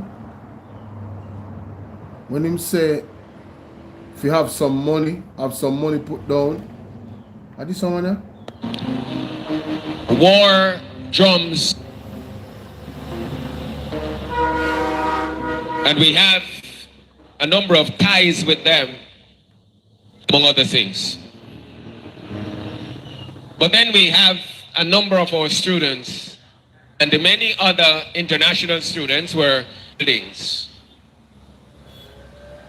exposing them to not that what is being planned should not happen, because there are a number of things happening in Cuba that are not right. And let me say good morning to I'm here. So I'm going back to the NIDS and the NIC. If nobody wants it. No man. No man. Something about a couple of years ago, a letter was sent to me asking for permission. The only solution. The beast is not in this area. Went on into a lane yesterday. Before I say that, anyway, let me mention this before I forget. They also, with the realignment, you're going to be having famous this basic it's this. Thank you very much. And also the situation we really. Let me see if I can find it on my phone. Bright, Wagwan. Yeah, man, I ask them, man, I pass every shot to work, man. You have to make sure you listen to a passenger every shot to work. No joke about that. Let me see if I find the video in my phone here. So, I believe one of them have it. Front, which, and what actually will be happening, I think rain will cause, and so there are going to be a number of ways that God will be continuing to speak to the nation. It will have colossal, devastating, catastrophic consequences. God, and as a result of that, there will be thunderstorms.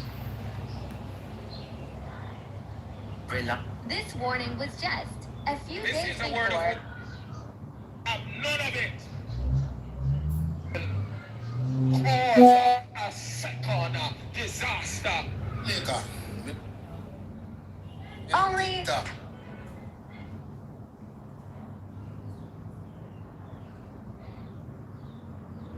Going back, and we must make that known. Of the United Kingdom. We're seeing what's happening in parts of the United States of America where must arise. So basically with the pastor, I can't find the video, but the pastor when I say, make sure you want to put away some cash here. Make sure you put away some cash. Alright? Some type of lockdown. And oh, actually they put out the video. I totally forgot. Where is that? A prophetic attack. See it? Yes, that video. Hey y'all, your financials, those are Oh, I the one who there in the yellow shirt. Okay, this one is not on his regular website. It's somebody else that has a page. We need to follow that page too, you know. So we can get them updates because them always a clip up pastor stuff them and put them out on TikTok. And them always a clip out the very important parts them. So I'm gonna go to the video and play it for you. It's on my page. the internet bring the giant. They have concluded that we can't go. Listen to this. Yeah, man. We need to come. So as we were worshiping, take notes. I saw in the realm of the spirit, get your pen and paper, an imminent attack. Yes. An attack which is intended to be multifaceted. Imagine a bear. Perhaps I should not use bear. Imagine a lion. Perhaps I should not use lion. But large creature, a giant. Hey, this man is as when the Bible says Sassy 81, what's up? How you doing, sweetie? Sassy 81, I know you probably don't know, but the super chat is open now. But you hear me use beer, you know how they call the different countries them, because America is the eagle. When they name China, I believe is the dragon. Russia, I believe is the bear. Listen. So he said, maybe I shouldn't use bear. You know what I'm saying? Maybe I shouldn't use this. But he really intended to use it because prophetically, that's the utterances that is being given. It's coming from these sources. Listen. And that giant has been causing no ends of problems. Problems, yes. In the territory. Yes. And those who have been affected by yes the exploits of the giant. Let's be real, it's Donald Trump. Donald Trump has been shaking things up. All right, and people are out there like, damn, I'm feeling it. These tariffs, oh, they hurting. They acting like it don't hurt, but they hurting. They hurting. I've reached the point where they have concluded that we can't go against the giant on solo. Our own. All right, so in the realm of the spirits, it's showing that the enemy are the ones that are being hit by the tariffs are conspiring together to do an attack. Not a direct attack, but an attack on the United States and the Western world. Listen up. We can't go overtly. We have to go covertly. Because if we were to go overtly, the giant would dismantle us, will kill us. So them know so them can't attack the United States directly because them too powerful. So they're doing covertly. Listen. Will incapacitate us. And so they decide that if we could hit the giant in one eye, giant has two eyes. Cripple the giant. If we could hit the giant in one eye. Yes. So that the giant is not able to see out of two eyes but one eye. Then we may have a chance to bring the giant down, not immediately, but not long after. Aye. So what if we were able to hit the giant in the giant's eye, or even both eyes, so that the giant becomes blind, then we'll be able to take the giant down. So I'm using that analogy to say to you that there is an imminent attack that will be launched against the eagle. United States. But it is not going to be a direct attack, but an indirect attack. And so the matter of blackout, because the internet, who controls the internet?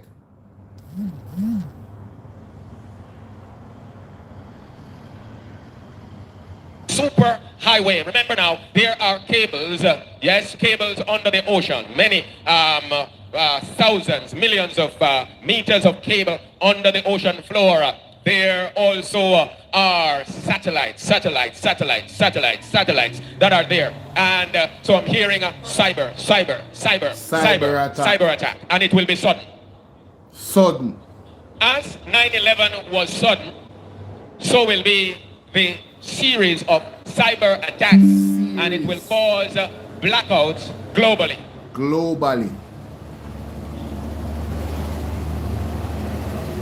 And so again, the warning that we must back up our files, back up our records, make sure you print your financials. Those of you who have accounts with the banks. Your land title, everything.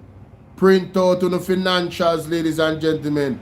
Everywhere. Be prepared for what is to come. Cyber attack. Prophetically, thus saith the Lord. This is a prophetic word. It is imminent.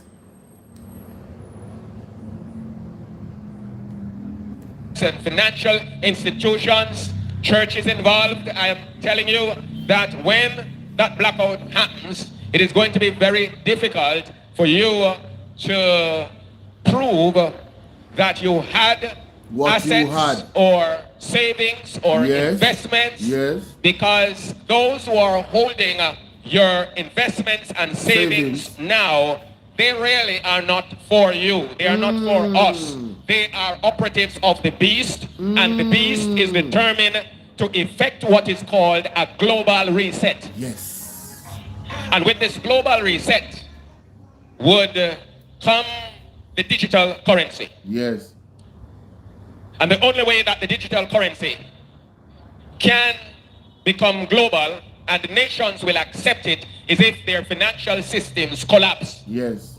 And so this blackout, while it is an attack against the giant, let me just say the United States, it will have serious repercussions all over globally. The world.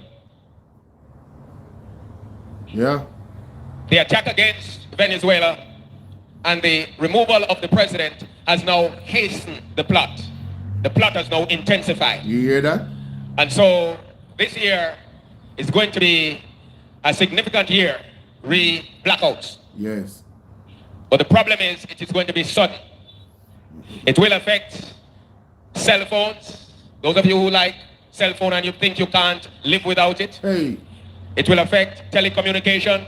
It will affect telebanking. It will affect transportation. It will affect security. Those of you who have invested heavily in... you guys won't be able to see me online at that point. Alright, I won't be able to go live, ladies and gentlemen, obviously.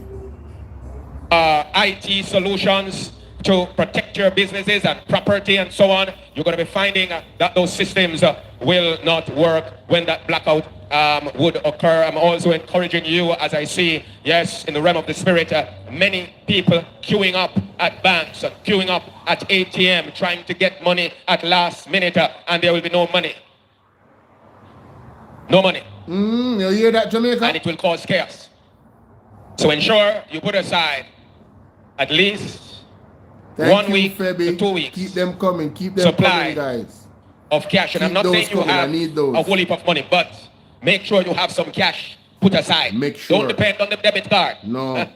Don't depend on the credit card. I'm telling you, because they won't work. They will not work. When you saw what happened after the passage of Hurricane Melissa, especially in the west, all the chaos that was caused in the western end of the island. Well, that is just a sneak preview of what is up ahead. The question is not if, but when. When. I'm going to say it one more time. It's not the if, question is not if, but when.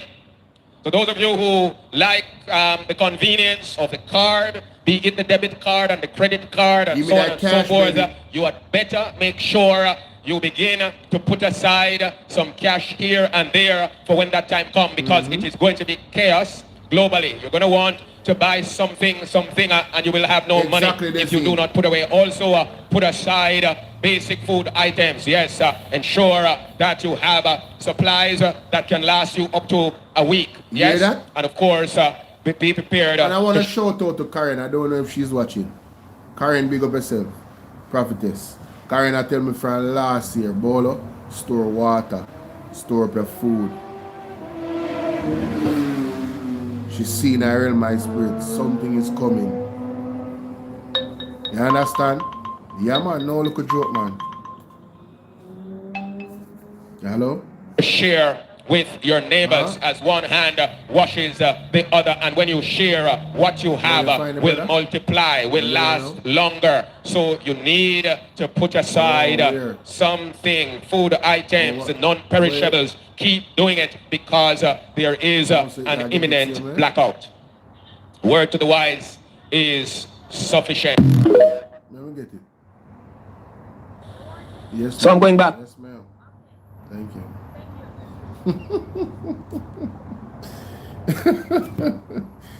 Yo, yeah. So yeah. Make sure so you don't have no seeds. Then plant on melon and plant on pumpkin now, on local garden now in the yard. You understand? Make sure so you have 1 week or 2 supply of cash. Debit card them not going to work. Them the system they go down. You imagine you go to a supermarket and if you don't have money, you can't buy nothing in a store where them usually would use a card. Dang! It's gonna be tough. It's gonna be tough. But I want to go here, ladies and gentlemen. This is an article I want to show you guys the history of the Jamaica Labour Party. Edward Seaga was dubbed the Don. And this article tells us the cold hard truths about the 80s. You understand? When he was there and him did have like all of the seat them and there was no opposition. So, me I go carry on back in time because you see, it's important to understand who truly is the stewards of good financial practices and which party has always been on the side of tearing down our economy or facilitating the small 5% or 1% at the top while the rest of us suffer. The capitalistic government mentality. The PMP has always been about spreading the wealth. That is why they came with a manifesto of love last year, which you guys refused. And now, God help you, because only God can help you. Because you never did want to help yourself. And vote for the People's National Party when you take money and take bribe and sell out. Not true. Some of you, not all of you. You don't know yourself. If the cap don't fit, you can't wear it. Hear that? Listen to this, ladies and gentlemen. Jamaica debunking the myths about the 1980s under Edward Seaga. Now, it is important to note that this is Shalman Scott article. And this man was a Liberite. He was there. So he's going to tell us the cold truth as a Liberite. Listen to this. Very interesting, ladies and gentlemen. Very interesting.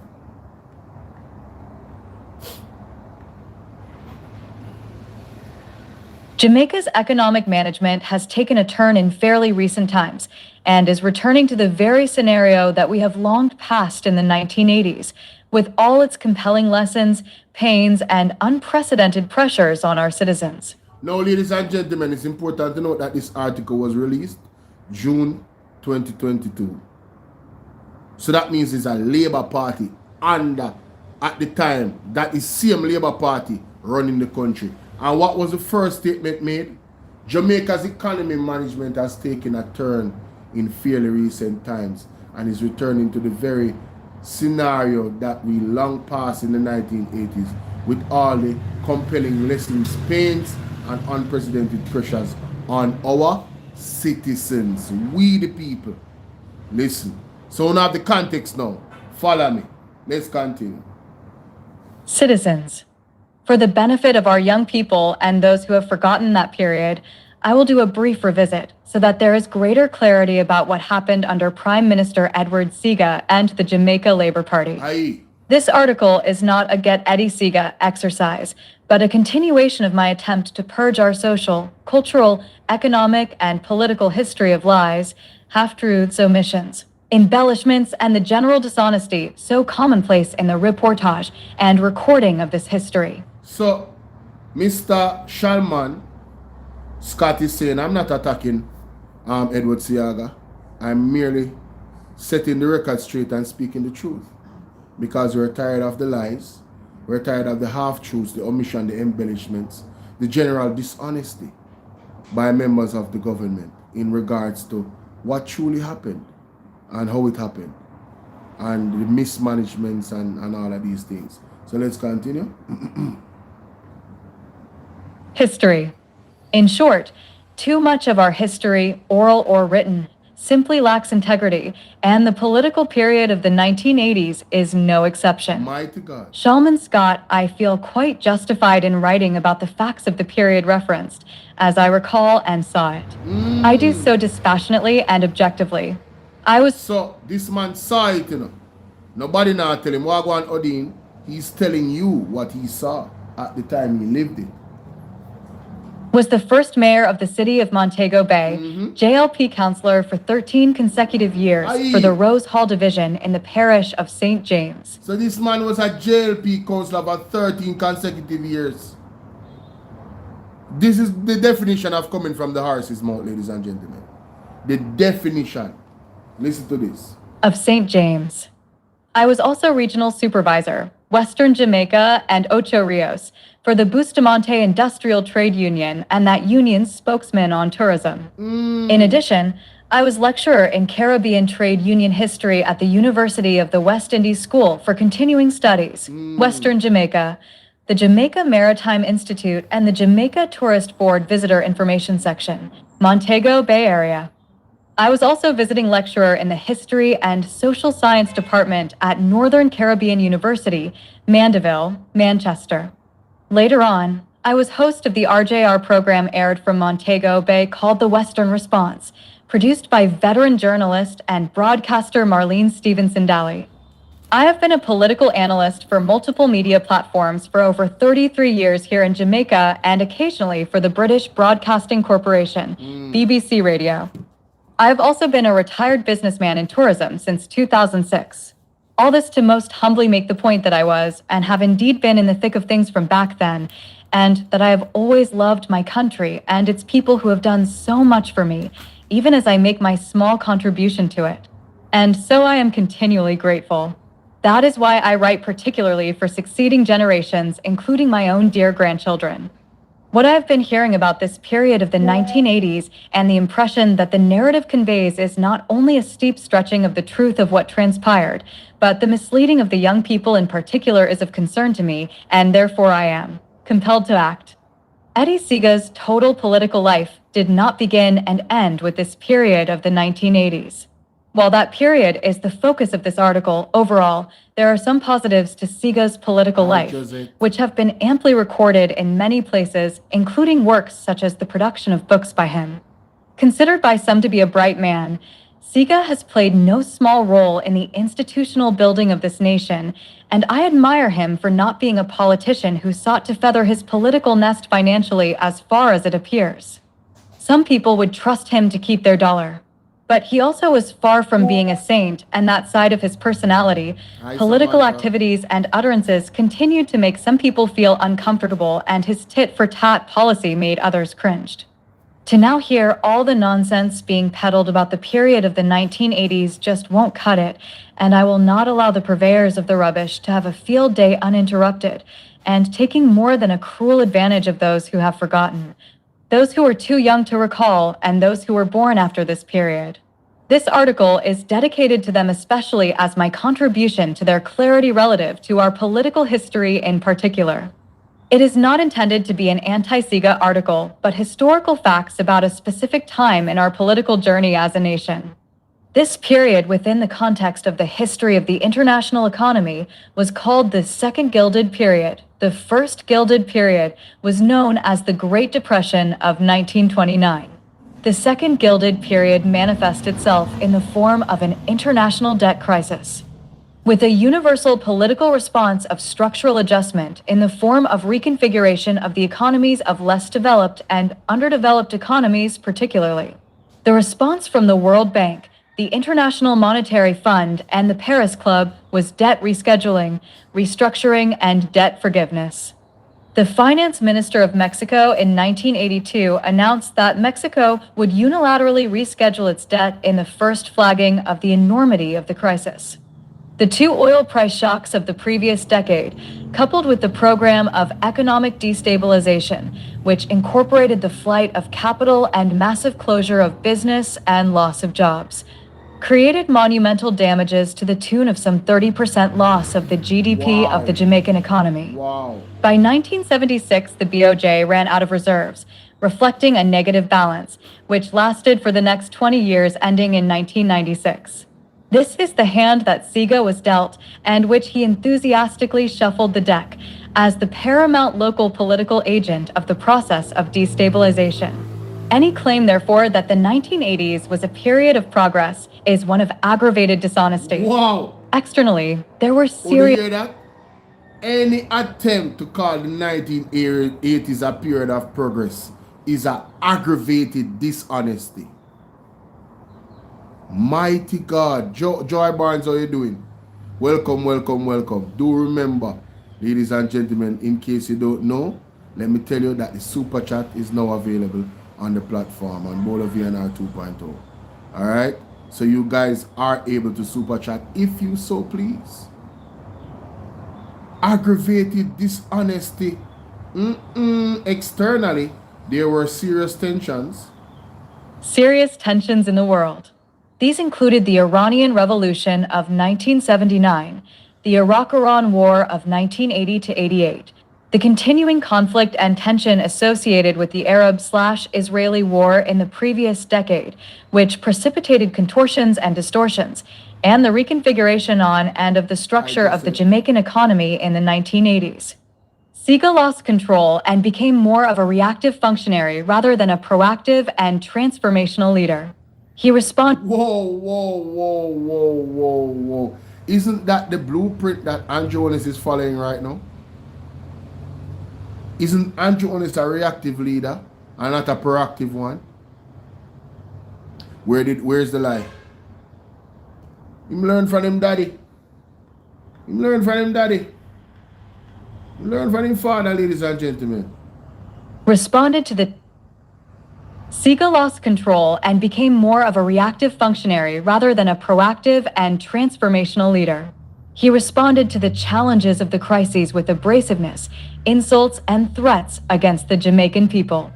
Isn't Andrew Holness being arrogant towards the people when we call out the things them? Isn't he talking about, well, I'm going to war against misinformation, and if you put out meme, I put out meme too. Want to see the DNA? Let's continue. In 1980, when Siga came to power, the Jamaica's debt to GDP ratio was 63%. Listen. The debt ballooned to 262% of GDP in 1989. Hello? Isn't that the definition of failure, Darry Hardaway? He got the debt to GDP at 63%, and it ballooned to 262. How many people remember? How much time have we heard Ralston Hyman say this? Facts are just facts, you know. It not change. The truth are just the truth. Alright? It represented a 315.8% increase. Unbelievable. That is the definition of failure economically.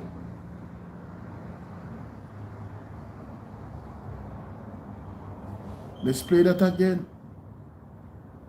In 1980, when Siga came to power, the Jamaica's debt to GDP ratio was 63%. The debt ballooned to 262% of GDP in 1989, which represents an increase of 315.8% in Jamaica's indebtedness over the 9-year period of the JLP/Siga administration. Any single-digit growth in the economy, in the face of the growth in debt, was of no particular significance and consequence.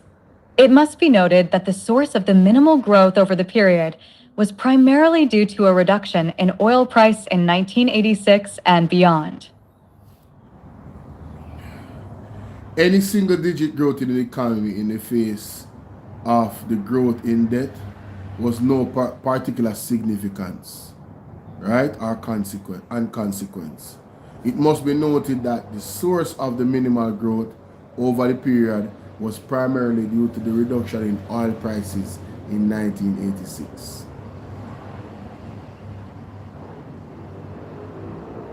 Please understand. Don't make them trick you. Oh, but no. Oil prices. Yeah, man. Just understand. Poor steward of the economy. Beyond. Contrary to popular belief, this was not due to any successful investment projects nor any new investments apart from sweatshop jobs in the garment industry. Come on now. David Rockefeller, who came to turn... You know what that means? The Jamaican people were not growing. They weren't increasing in wealth. Right? No, none of that. There wasn't any real tangible things there being done for the growth was basically, it was what they call it, pseudo. It was pseudo. Respect. One sample, big up yourself. It was pseudo growth. It wasn't bared in structure and scientific facts. You understand? It's only, Lady G, how you doing, my darling? It's only because of the oil prices, the reduction in oil prices that happened. So they are not good stewards of the economy, ladies and gentlemen. No. Let's continue. David Rockefeller, who came to turn Jamaica into the Singapore of the Caribbean, packed his bag, and left Jamaica in less than 5 months of his arrival following several disagreements with SIGA. So David Rockefeller, intention was to turn Jamaica into Singapore of the Caribbean. And he couldn't deal with Siaga man cut. Yo, me not even say nothing. I'm not a fan of David Rockefeller or any of the Rockefellers, right? But damn. That's crazy, bro. Yo, several disagreements with Siaga. That's very ironic indeed. Wow. SIGA. Most ironically, the flight of capital continued under SIGA with ExxonMobil, the principal oil refinery pulling out of Jamaica. The gas station lines were long and uncomfortable as people who had urgent business to attend to were locked in gas lines for hours. Life in Jamaica began to make no sense. My God. Migration and brain drain gained momentum. The major bauxite companies followed closely behind Exxon, leaving Jamaica. No. Listen, Jamaica, isn't the same thing happening with under Andrew Holness and Christopher Tufton? Aren't the people, are the teachers leaving? The great minds, aren't they leaving? Even them own finance minister left. After giving them 200 to 300% increase. The house slave, Nigel Clark, abandoned ship. Everybody is leaving, ladies and gentlemen. If it is that God want me left me, I left too. Me can tell you that right now. Me now hold on me that wrong and talk. Jamaica need deliverance. The entire Jamaica need deliverance. It is a sad case, ladies and gentlemen. What is taking place in our country right now? Now imagine Christopher Tufton tell the nurse them say, if them want to leave, them can leave. I know him, I beg them to come back. Till all the nurse, one nurse in America had a lengthy article that was put out, letting him know, listen, we're not coming back, you know. And here's why. We stay here in America, and I take care of people in Jamaica, and I take care of myself in America at the same time. What job in the field of health you have now that can have me do that as a nurse? It's not possible in Jamaica, so why the people will come back? Them have better equipment, them have more resources to work with. Everything is better. The standard is better. Them now working in a way we're rat infested and not have enough beds and not have enough chairs. So why would they come back? You see the pattern, ladies and gentlemen? Yeah, they say, living in Jamaica began to make no sense. Aren't we feeling the same thing right now? If you're feeling the same thing, put a fire emoji in the chat. If you live in Jamaica and living in Jamaica now make no sense right now, under a Jamaica Labour Party government, under this Andrew Holness-led administration, put a fire emoji or a one in the chat. If you agree, if you're experiencing what they experienced in the 1980s. Both on TikTok and YouTube, I'm saying to you, put a fire emoji or a one in the chat if you agree. Jeremiah Livestock agree. User agree. Lady G agree. Who else agree? Talk to me. Jamaica. From 1980 to 1983, the JLP government under SIGA failed a minimum of 4 IMF tests. And as the pressure of a rapidly deteriorating economy hit SIGA, he seized on a distraction of the political crisis in Grenada and called a snap election in 1983. Want to hear that? Want to hear that? One TMF family, big up. Carla Abra, big up. Josette, Selvanev, big up. You hear that? Edward Siaga used grenade distraction. Isn't it the same thing that Andrew did in the pandemic? Andrew used the pandemic and call a snap election just to win the election, because at that time he was going down, down, down. He's going down in the ratings. And Isabel Rose, allow me to tell. And Isabel Rose, if you have 30 seconds, you're there work, you're there watch silently, big up yourself. If you have 30 seconds, call me. More you break down, because you was a steward at the time and living it. More you break down what exactly, what he did in that snap election in that time, and the reason why he beat. If you can call me and make the people them know. Because he come like at the same blueprint the man a follow what Edward Siaga doing in the 80s. And this right here, so is a labor right, I tell you this, you know? The person who write the article, you know, was a counselor for the labor right there for 13 years, you know? Not my word. Even live it and see it.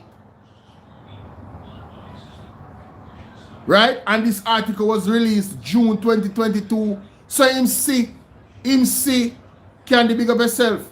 Him actually see the son and the father at work. And I am here looking at the article and looking at what's going on now and saying, wait a minute. Isn't this the same thing he did? It's the same thing, ladies and gentlemen. Somebody said them time there, me go shop, I went to buy a pound of sugar, I had to buy a stay free. Yes, me hear about it. When they went on married goods, me hear about it.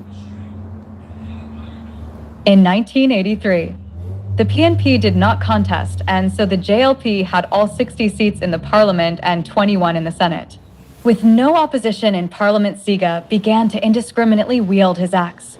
This included the tax axe, as well as his axing of many government departments, resulting in widespread closures and thousands of redundancies. 18,000 public sector workers lost their jobs. Jamaica, I want to vote back for the JLP. The JLP still hold this man in a high regard, you know. I want to vote back for them. 18,000 people lose their work as a Siaga. 60 seats in basically around the country. And his idea of running the country was to destroy people's lives and make them lose their job. I want to really vote with Labour, right? I want to love sufferation, man. I want to love sufferation. No. I want to love sufferation for true.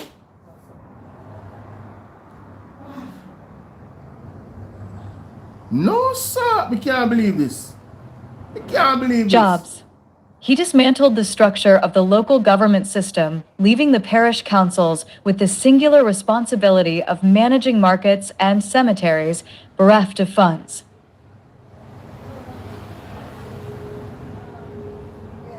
Yo, I can't believe this. I can't believe this. Remember, say one liberator said this now. And on my word in Jamaica. Vernon, and on my word in So the man left the local government crippled. They not even have enough funds to deal with the grave site, them, the cemeteries, them, and the market, them. Mighty God. Don't we have a similar problem right now with the central government and the municipal corporations? Garbage collection, the state of the markets. Don't we have a similar problem right now under this government? Jesus. Wow. Let me go back. Funds. He dismantled the structure of the local government system, leaving the parish councils with the singular responsibility of managing markets and cemeteries bereft of funds. The only duty left for mayors to perform, without authority of the Minister of Local Government, was that of approving the exhuming of dead bodies. Whoa. The KCC was abolished. Duckenfield and Gray's and Sugar estates were closed. Him closed down 2 sugar estates.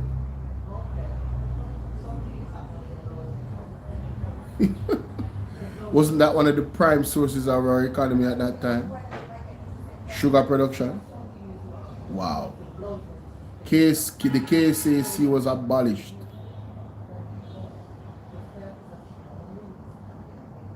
Monique Teachers College and Jamaica School of Agriculture closed. The man closed down school. How would the backside are going in a job? Them man never want the country. Them man never want the country better. Closed. An auction system introduced where those who wanted foreign exchange to conduct business could apply to BOJ twice per week on Tuesdays and Thursdays. Several hospitals were either closed or downgraded, including Ulster Spring, Spalding's.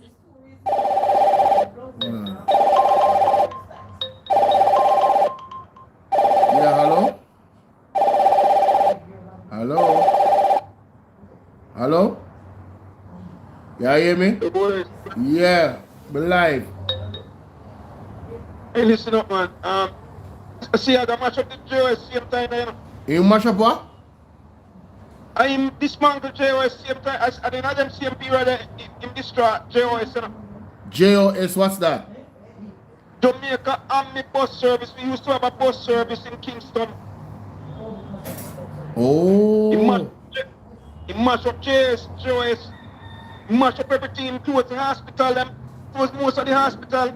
We used to have like home health aid come in at go out and go to the house and take care of them, take care of the elderly people and we used to have health clinic where the health clinic was more equipped right now more than most of them hospital we down now, so-called hospital we down. Yeah. Wow. But I think one of the reasons why they took civic out of school was to dumb down the population, you know. Yes, definitely. It's not, that's a fact. That's a fact. So yes. They take out civics out of school so they can dumb down the population. Yeah, because so them because when them time there, when you go to school you read and you do reading comprehension. Yes. Before that's what Michael is bringing and things like that. And all of them something that you know them just chip away and take away that. So them just get dumb. And it was in that same period of time that you have the biggest brain drain in the country. Yes, I read that so. My God. Yes, bro. So that's what happened, you know. The man them truly is the weapon that farm against the country, brother. Man, so the Labour Party has never done nothing but destruction to Jamaica, you know, big man. Mighty God. Destruction. Most of man say society is better than education. That education, Jesus and mercy, Father. No, that. Michael bring in Jamal, you know, and teach. When Michael bring in Jamal, you know, yes. Michael bring the literacy rate from like in the 20s to 88%, you know. Yes. Wow.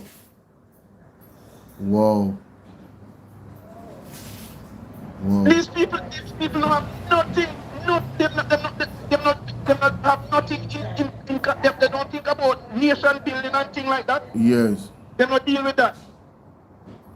Boy, we're gonna start do some more of them revised history because my goodness, man, this is eye opening, man. I never know about this omnibus. Need to know. Wow, everybody in our comment section has said no lies told, the truth they talk. Yeah, man, bro, the younger population need to know these things, you understand? Yeah. Yeah, man, when you go what is supermarket and all them things there, and you go and you go corner shop, you know. You know, the food married, you know. Yes, they were telling me about that too. He destroyed the economy so much that it was him that bringing this free food, this free food ticket, you know. Yes. Bro, listen, man. Let me tell you something, man. So, Hear me now. Just continue to do your thing. Yes, sir. And these are some of the things what the younger people need to do. Yeah, man. Yeah. Yeah, man. Take care of Respect. yourself. Yeah, man. At the comment section, me I laugh off. I respect. Thank you, Elder. Mighty God. Yeah, man. One love, man. One love, my one general. love. All right, brother. Yo, hey, what are you easy, no Martha? Martha, listen to me. Me I walk, you see, me I walk like Moses, you know, cause right now I saw attack we under spiritually, you know, so we have to walk with the robe like Moses. Nobody watch the robe. It's not the call, yeah? I walk with the robe like Moses. I don't need no slippers. You understand? Eh? What you say? That was too much. No Martha, no man look a joke me around Martha and tell me say, no man, Bolo, you know so cool. Bolo, if you visit Maple Cemetery at Spanish Town Road, at Bumper Hall, just above Demnon Town Police Station, you cry for those bodies that lie there. Yes, you know, I saw a clip on TikTok, you know, talking about cemeteries not being you know, dealt with properly. I saw a video, you know, man. The video, I was like, that can't be a cemetery. Grass, tree cover everything.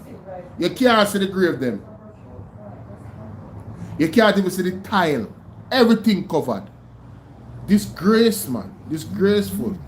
But several hospitals were either closed or graded or downgraded, including Ulster Springs Spaldings, Alexandria, Noel Homes in St. Lucia. My God, no. I mean, isn't this the same pattern of this government? Isn't the healthcare system in disarray the worst we have ever seen it? Like literally the worst we have ever seen it. We have never seen nothing like this under this government.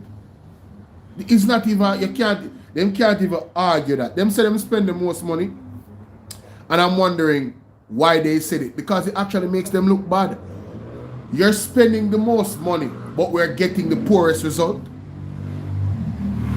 How is that good management? Something is not right. Is it that the money is being stolen? Like the $31 million drill that actually cost what, $5 million? Is it because that's what it appears to be? It appears that they're stealing the money. Because if you're spending all this money in the healthcare and the healthcare system is not improving, it's actually downgrading. It is, I mean, shameless, man. They are shameless. But let's continue. Hordley and St. Thomas. Several hospitals were either closed or downgraded, including Ulster Spring, Spaldings, Alexandria, Noel Homes in Lucia, Hordley and St. Thomas, listed to be downgraded and not obey, etc. The community health aid program was abolished. What? The spraying of ganja justifiable or... How do you justify abolishing a community health aid program?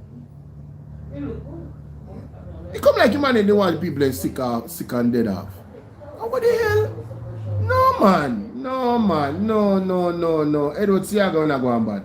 Or unjustifiable. Edward Siaga na go on bad. The spraying of ganja, justifiable or unjustifiable, were damaging other legitimate economic efforts of the rural poor, in particular, beef farmers and coffee farmers. Oh yes. Oh my God, I heard about this, you know. I heard about this. Imagine something like marijuana that is natural. The man them go some babs and spray the air to kill out marijuana, but not just marijuana alone get damaged. Other things in the natural ecosystem got damaged as well. These people are truly the weapon that form against Jamaica. No man. This organization, this criminal organization, is truly the weapon that form against Jamaica. Father God, we are asking for help, you know. I mean, seriously. And why, Father, I have to lean upon you more, you know, because the people now wake up. So I ask you to shake them and wake them up the right time when it's your will for things to move how it's supposed to move. That's all I can pray and say. Jesus have mercy. Wow. Listen to this now. Things got so bad. Farmers. Things got so bad at BOJ that in 1985, a load of crude oil arrived to be offloaded at the Montego Bay terminal, but the captain refused to unload the oil until he received payment from the JLP government. Ladies and gentlemen, wasn't there an argument that the reason why the hospitals don't have the amount of equipment is that the suppliers weren't getting paid? So this is a reoccurring theme with the Jamaica Labour Party. Mostly outside. Hello? No, when you're not coming up on the live. I'm so come man. I wrap up now. Yeah.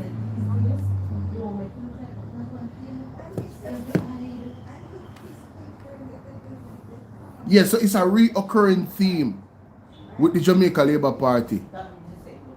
Yeah, you imagine the oil came and the man said, listen, I'm not dropping off this oil until I get paid. Because I know how on the stay. What reputation? Mighty God. No. Government.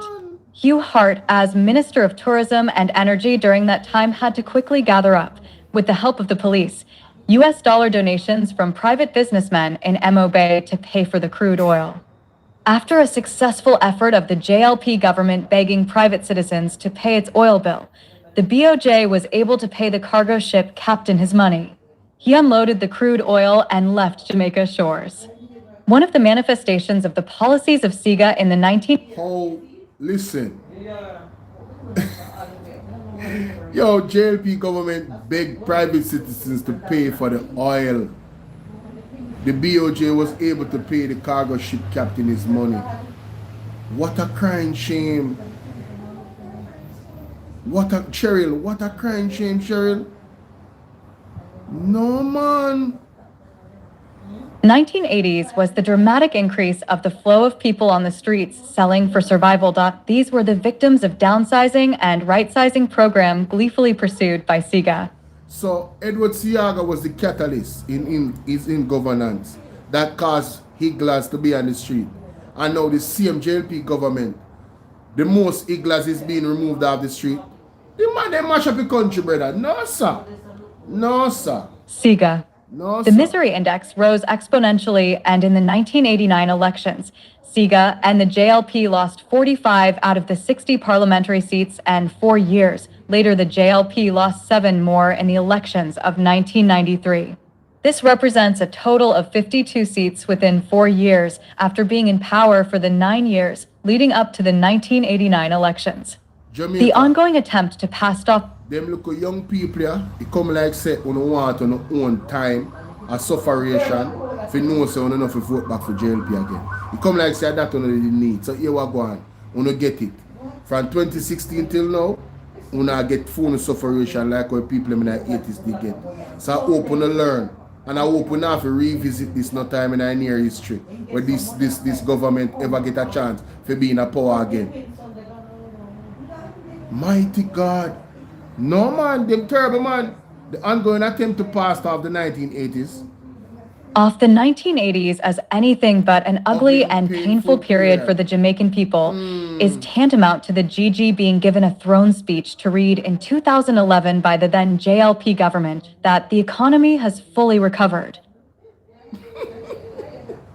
So in 2011, the Governor General company on top was a throne speech to read, the GG being given a throne speech to read in 2011 by the JLP government that the economy has fully recovered. Why do they just lie? I don't understand. This after the IMF cut the flow of funds from the previous year in June 2010 to Jamaica, and the national debt in 2011 was growing by an average of over US $10 billion per month. This propaganda is taking advantage of the young and educated, but indolent section of the population that are frequently and fluently repeating the foolishness. Time has passed, and even the present political practitioners need to be refreshed, as they are only human. Equally important, the people need to be refreshed cerebrally. For herein lies the importance of staying the course, for what can happen is real, for it has happened before. If many people are told the extent to which things can get bad and shown dramatically the painfully pathways we have already walked, particularly at the hands of JLP and SIGA, I believe more will believe. Regards, Shalman Scott. I want to say thank you to Shalman Scott for being somebody of integrity in coming out and telling the truth about his own party that he was a part of. The devastating times of the 1980s. Ladies and gentlemen, I bid you guys a farewell. I have to go. I've been called, and it is late. But I definitely had to come live, because if I didn't, I wouldn't be able to even do this live. I just woke up and start the live. Although they know me have prior engagements. So I'm late for the prior engagements and I have to go. Thank you guys for your continued support. Selvanev, thank you for the super chat. Thank you for the super chat. Alright. What you say? Me I run. Keith Blake. Did you say something before that? Yeah, I'm going. I don't have time. Keith said Keith need a copy of this report. Oh! Let me tell you, all you have to do is type in. It's on. Alright, let me show you. Oh, these are the title. Let me show you. I want to get the information. That's very important to me. Anybody interested? See? Look at the title. You see the website? Jamaica debunking the myths about the 1980s under Edward Seaga. All you have to do is type that in to a Google search and you will find this. Screenshot that, guys. Screenshot it now. I'm giving you 10 seconds. Screenshot that now. 10, 9, 8, 7, 6, 5, 4, 3, 2, 1. You got it? Hope you got it now. That's all they have to do. This is the article. Zin, Jamaica debunking the myths about the 1980s under Edward Seaga. Alright? Keith, you got it? Queen Teflon said thank you. Wanna get it? Alright. That is where the... Alright. Thank you very much. You know, have a good day. Big up on yourself. Have a good evening. Be safe out there. Stay prayed up here. No joke. Sooner or later. Big up on yourself, TikTok.